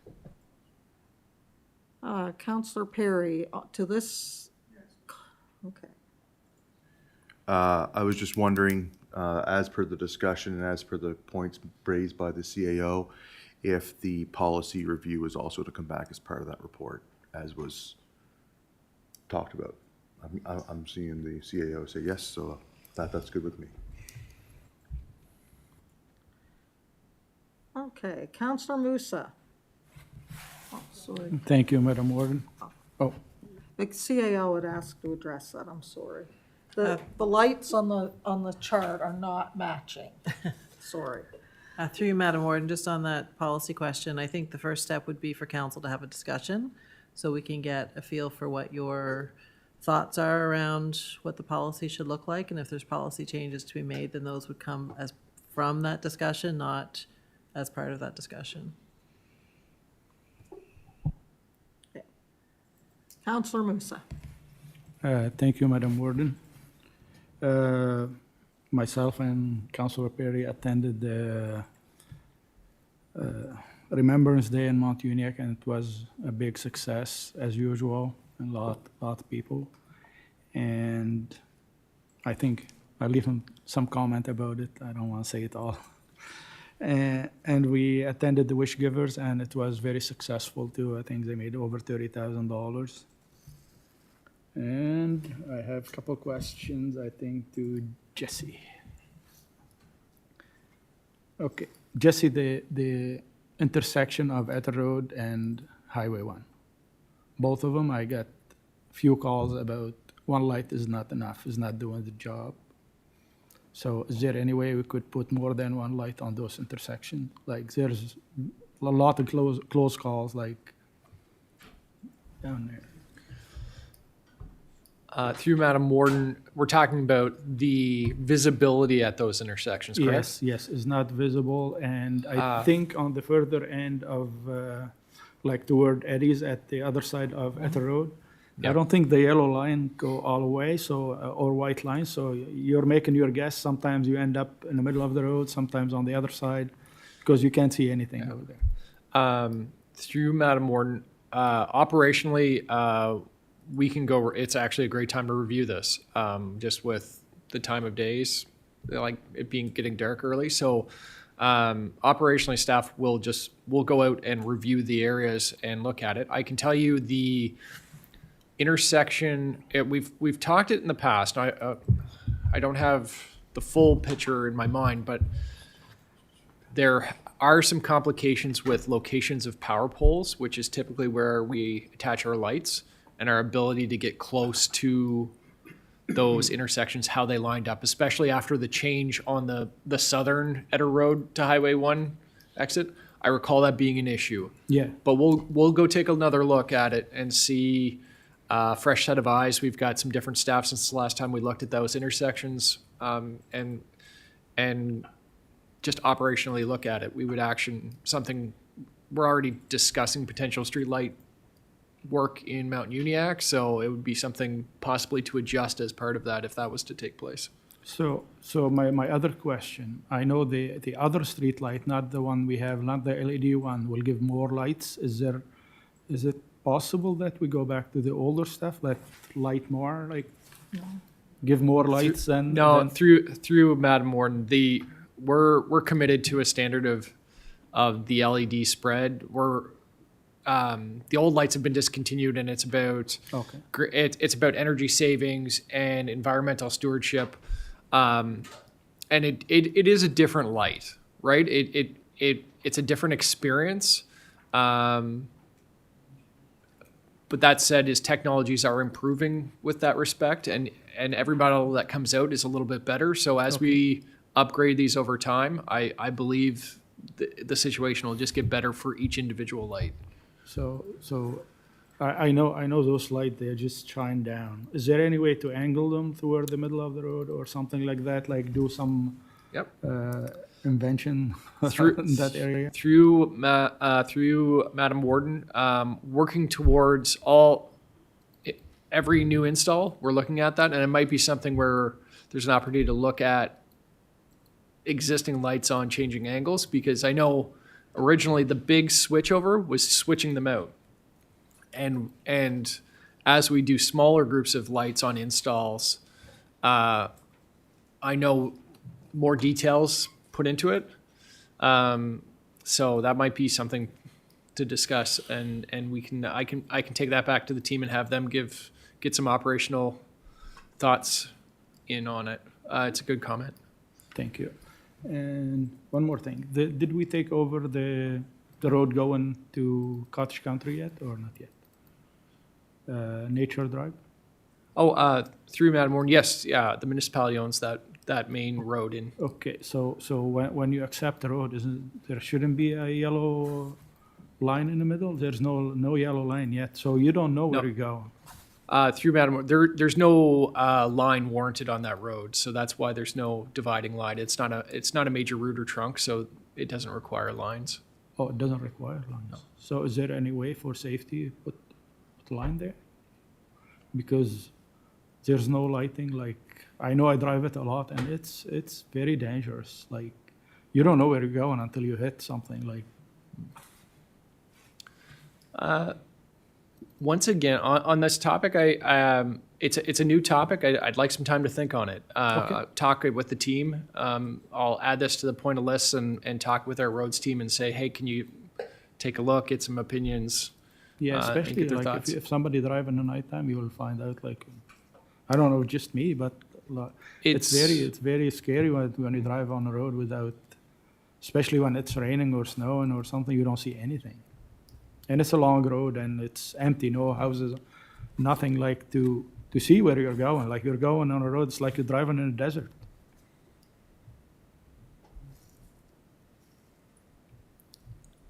Anything further, Councillor Musa? No, thank you. That's it. Councillor Perry? I'm trying. It's okay. There we go. Thank you, Madam Warden. Yes, Remembrance Day was well attended in Mount Uniacke. We had a contingent from from Shearwater show up today to take part in show up that day to take part in the parade. It was well received by the community. It was great to have the parade back with the Legion and the contingent from the 77th Regiment line regiment out of Shearwater was there. Again, the location of the Mount Uniacke Cenotaph has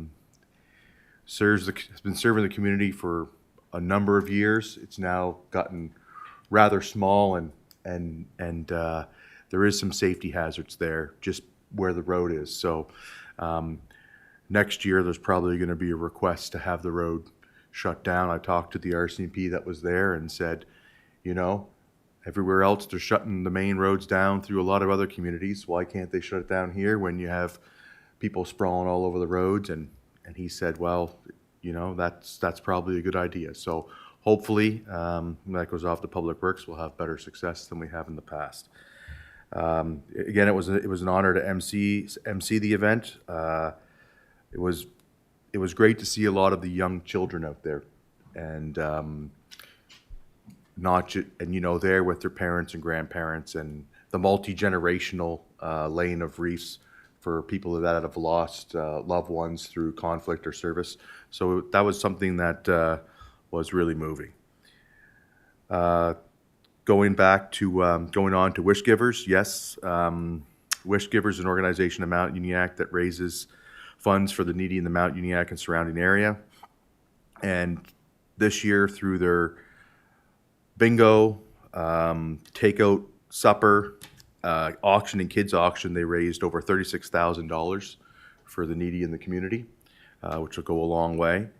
The Member of Parliament showed up, and he bid on a lovely pie that was made by one of the members of the community, and it came in just shy of $2 bills. There was a couple other people who really wanted that pie as well, but I'm glad he ended up getting it, and I hope he enjoys it for his Christmas dinner. Councillor Musa, I must also say, he seemed to win items even when he wasn't in the room somehow, and came home with a large haul of stuff. But I was approached by the chairperson for the Wish Givers, Craig, who also is the owner of the Mount Uniacke Pharmacy. And there's a unique item that gets auctioned off every year, and it's the fire chief's helmet. And it's kind of a bit of a bragging rights for local businesses. They all compete to display this in their business for a year. Their name goes up on the side of the wooden thing on a little plaque that they won it for that calendar year. It goes on display in their business and then comes back to re-auctioned year after year. And this item has raised anywhere from $2,000 to $7,000 to $8,000 alone at some auctions.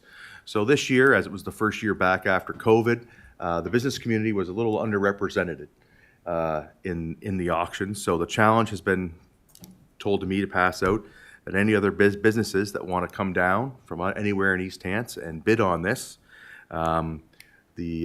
Craig says, bring it on, and he'll be happy to bid against you. So all the money goes to great causes and has helped out a lot of people in the community. I was also contacted by a small group out of the home and school. The Uniacke District School grade 9s are taking a trip to New Brunswick and PEI coming up in the spring, and they wanted me to pass on. They've opened an account at O'Connell's Recycling in Sackville to help raise funds to offset the cost of this trip for all those involved. Also, kudos to the Bell Park Development Association. After all the rains in July and the very wet conditions we've had, and through the generosity of them applying for and getting through the Missile Grant Program, they've completed a lot of repairs on the trail system of Bell Park Trails, and they're being well used and thankful by large member of the communities. The COAT program, the COATS program that we as a council support. I was talking at the fundraiser to some of the library staff, and that's where the drop-off and pickup point is under the COATS program at Mount Uniacke, and they said last year the program might have been 7 to 10 jackets. This year it's in excess of 50 they've already gone through. So the COATS program and the money that we put into that is being well used and well supported, and it just shows that the need is out there, and it's good to see that a lot of people are getting the winter coats for themselves and their children that they need. We also, I don't remember just at the last council meeting, but it's worth mentioning again, the community lost a very prominent member in Jim Knickel. He was the principal for the Uniacke District School for many, many years upon retirement. He was also a former Legion president and community member. He headed up the sports committee at the Legion.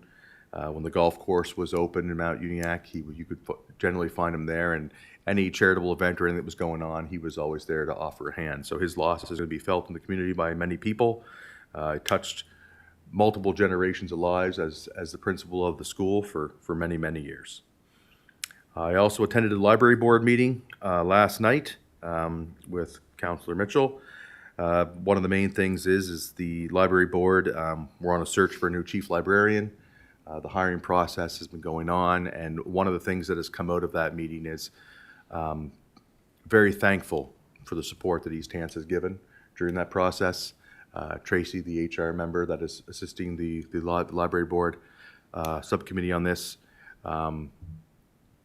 she's been well noticed, and during that meeting I just told the other councillors from the other areas, she's ours, stay away. But her efforts and what she's doing, how she's assisting is very well noticed. That is a credit to her and to our excellent staff here in East Hants. And that's it until December. I also just like to say, it's great to see all of the Christmas tree lightings that are happening throughout the communities. Every town seems to have one. In Mount Uniacke, we have a Christmas tree that's nicely decorated right by the train tracks. We don't have a formal ceremony for it yet, but I imagine one will spring up the next couple of years. But the tree in Elmsdale looks lovely, and I'm sure many others throughout the community are looking well. It's great to see the Christmas lights and Christmas spirit coming upon us. Thank you. Deputy Warden Green.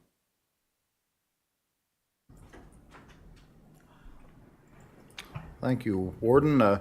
I too attended Remembrance Day services at the Cenotaph in North Knoll Road. It was well attended. On the 25th, I attended the anniversary at the Nolan District Volunteer Fire Department as two hats as counselor and as fire chief. I'd like to extend thanks to the warden and to Councillor Rhino for attending. Their presence, you know, means a lot to the department.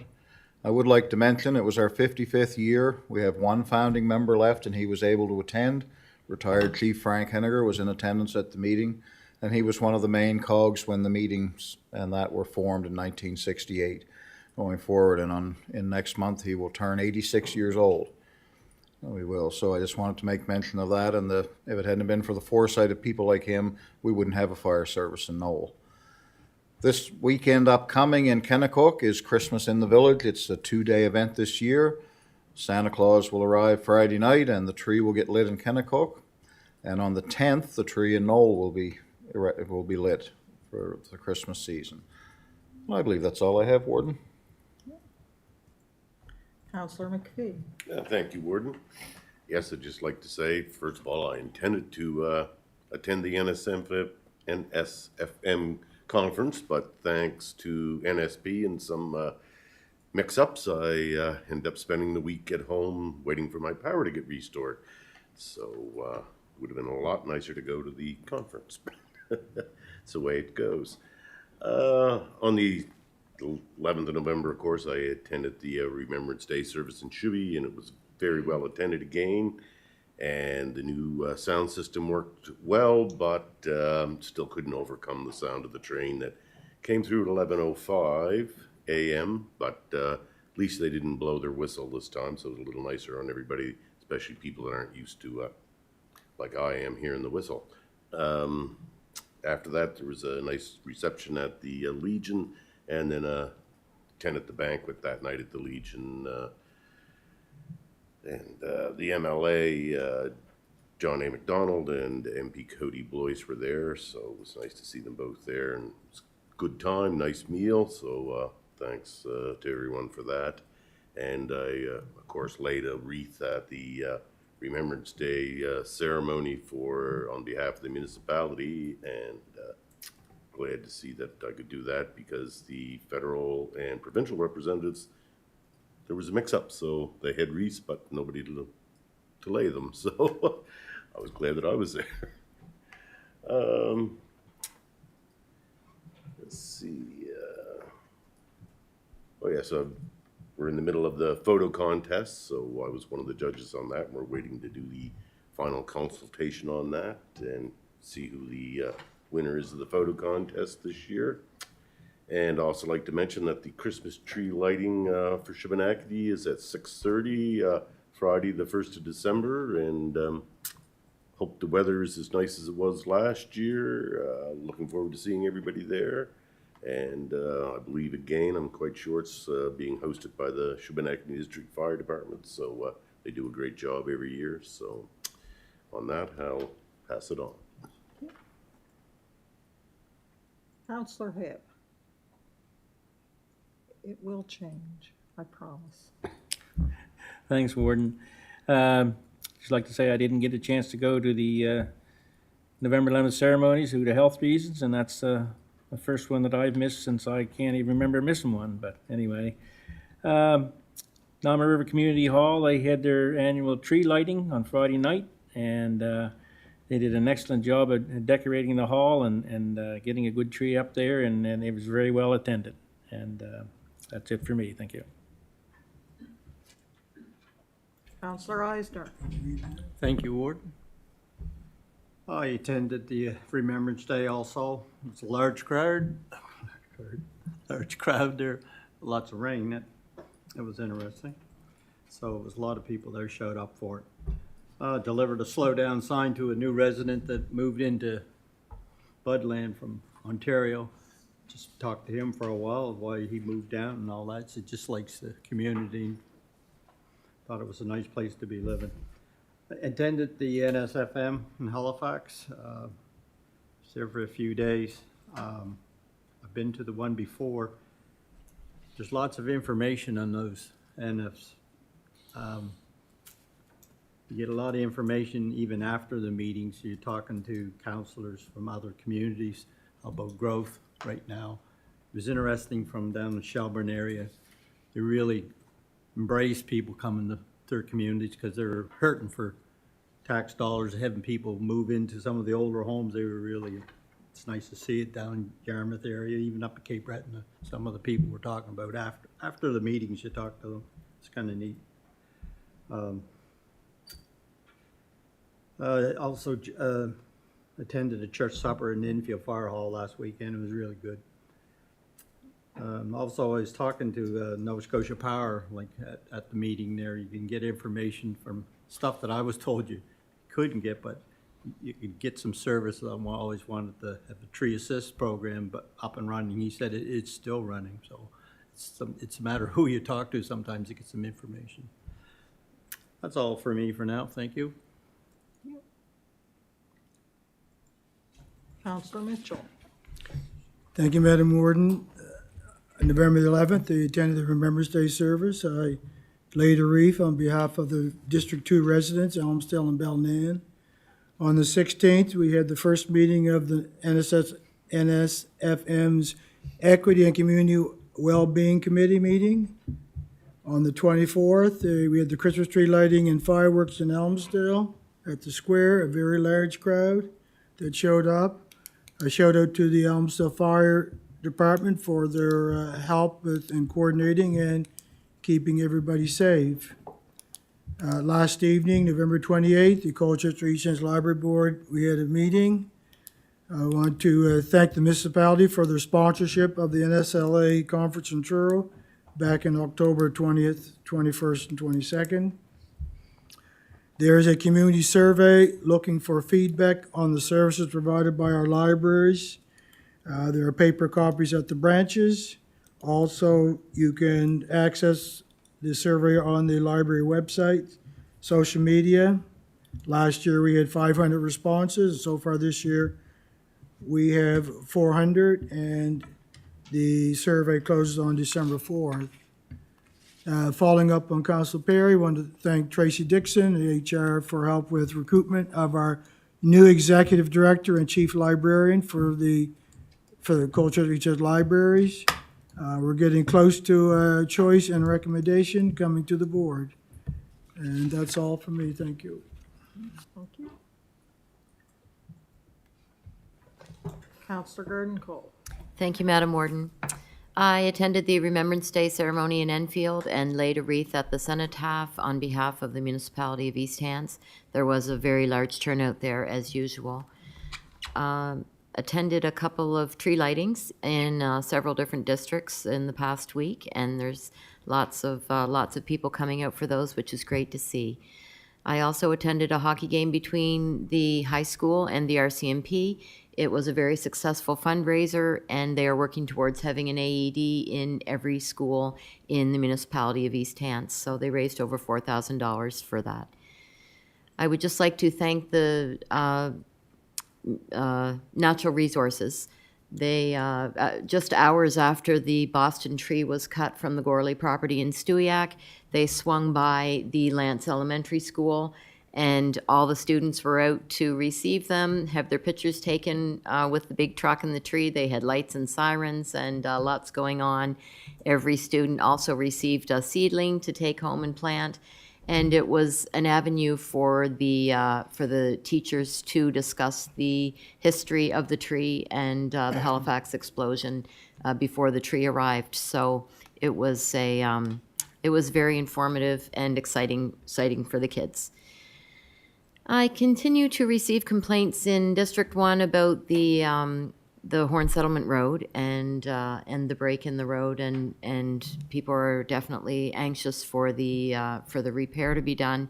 I know it is a process, and the intent is to get it done as soon as possible. And so just wanted to comment on that for anyone who's listening.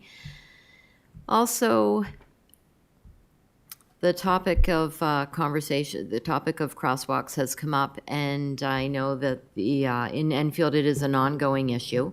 In lieu of recent information gathering on that same road, the number 2 in the core of Enfield, I'm just wondering if it would be beneficial to reach out again with the new numbers that we have collected for whatever reason, and also, that they have been documented, and maybe within a different location, if we might respond to their last response, which was not favorable. Just wondering if staff can comment on that, or... And also, I'm wondering if, we could also question them on what constitutes an acceptable variance for crosswalks, particularly in HRM. Jesse, do you want to take that one?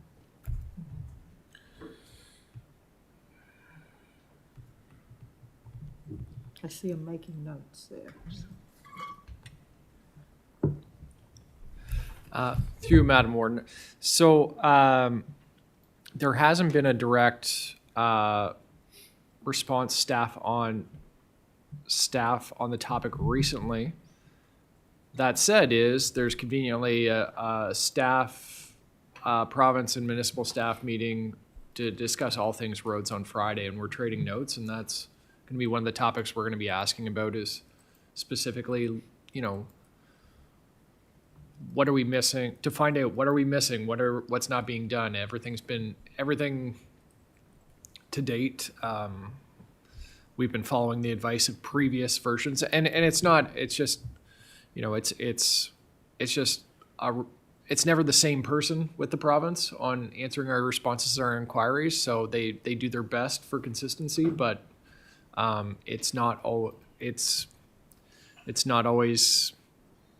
been clear on what our next steps are.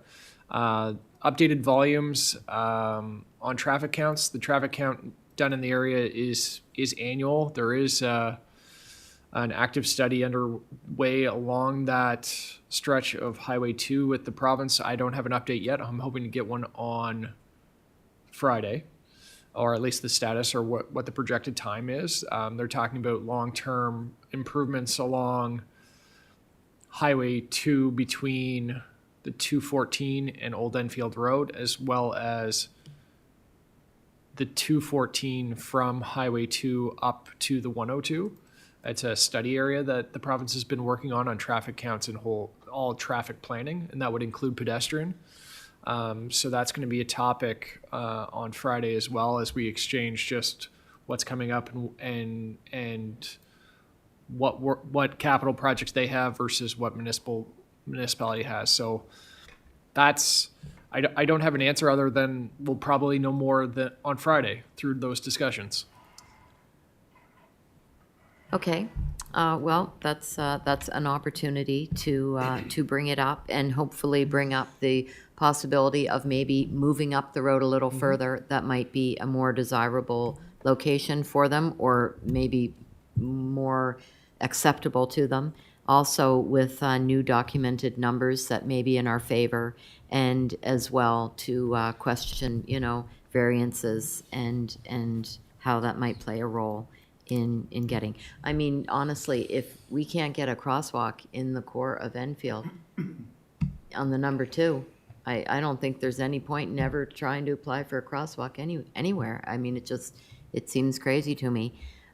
There's one in Elmsdale within, a stone's throw of another one at the lights, which obviously has to be there, but then one that was close to the old Elmsdale school that was put there after the school was shut down. So, there's just so many different crosswalks that have gone up that you wouldn't think would be in areas. So, yeah. Okay, thank you. That's it for District 1. Thanks. Councillor Rhino. I've pushed the buttons. It's just taking there. Thank you very much. Thank you, Madam Warden. November the 9th, I attended Nova Scotia Police Governance Meeting in Halifax. We have a lot of new members on that, and hopefully a new direction, which is kind of next time we have, a meeting and It seemed to be pointed in that right direction, so I hope that will continue.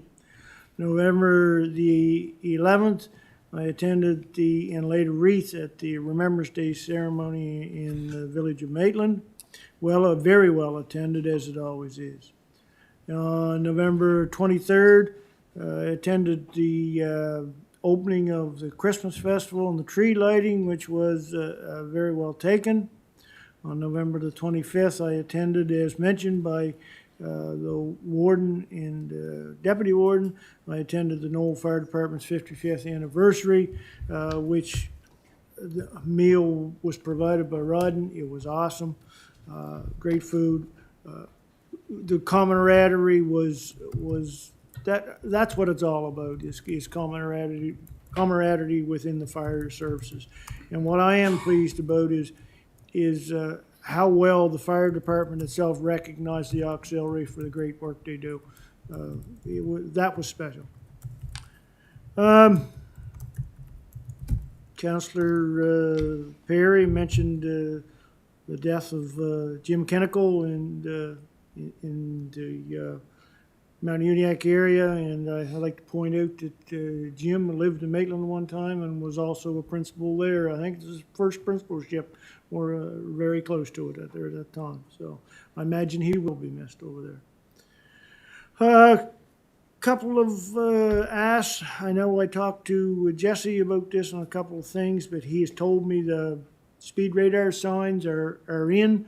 Are we any closer to getting a date of installation on them, if I may ask the director? Through Madam Warden, yes, actually. So the signs are in the building. I have a pile of them in my office, actually. They're lots of gear. So what we're going to do, instead of waiting to align for the planned contractor, the team's going to go out and trial putting them up. Our in-house staff are going to trial putting them up next week. And we're going to start at the outskirts, the more rural areas, and work back towards the corridor area of the locations that were planned for this year. It was the fastest potential option. We were just waiting on a ladder to help with the install, which we're going to be picking up early next week and then go. So I would expect those to start going in here in December. In December, so the ones in Maitland, I could say that will be installed by Christmas? By Christmas, that's a fair thing to say. So as of today, if I walk real fast past your office, I would probably set those off, right?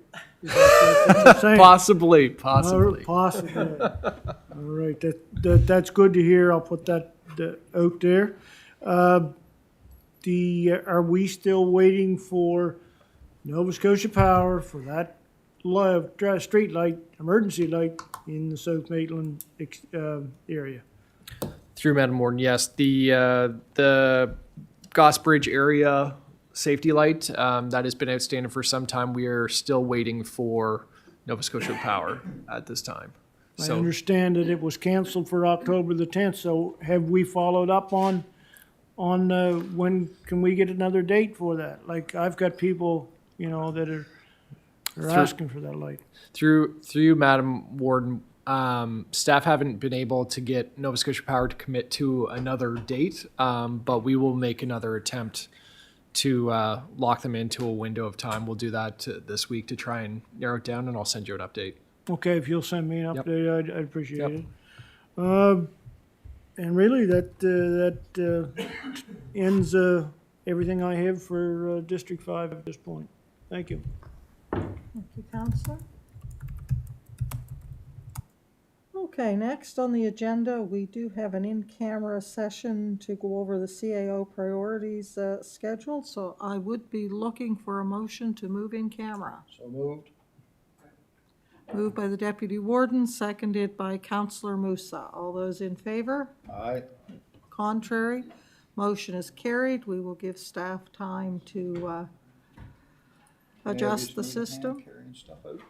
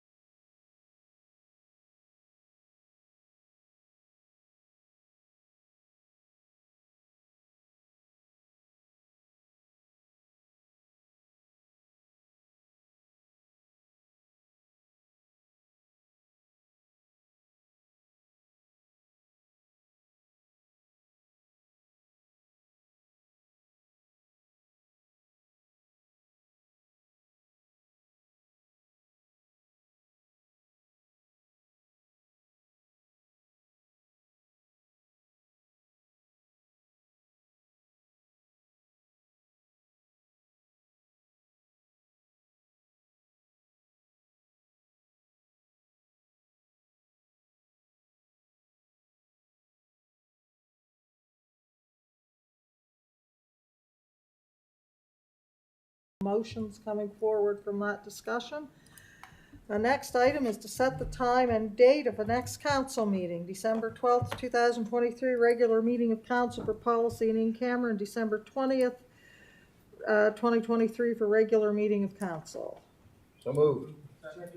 Moved and seconded. All those in favor? Aye. Contrary, motion is carried. I'd be looking for a motion to adjourn. Second it? Moved by Councillor McPhee, seconded by the Deputy Warden. All those in favor? Aye. Contrary, we are adjourned.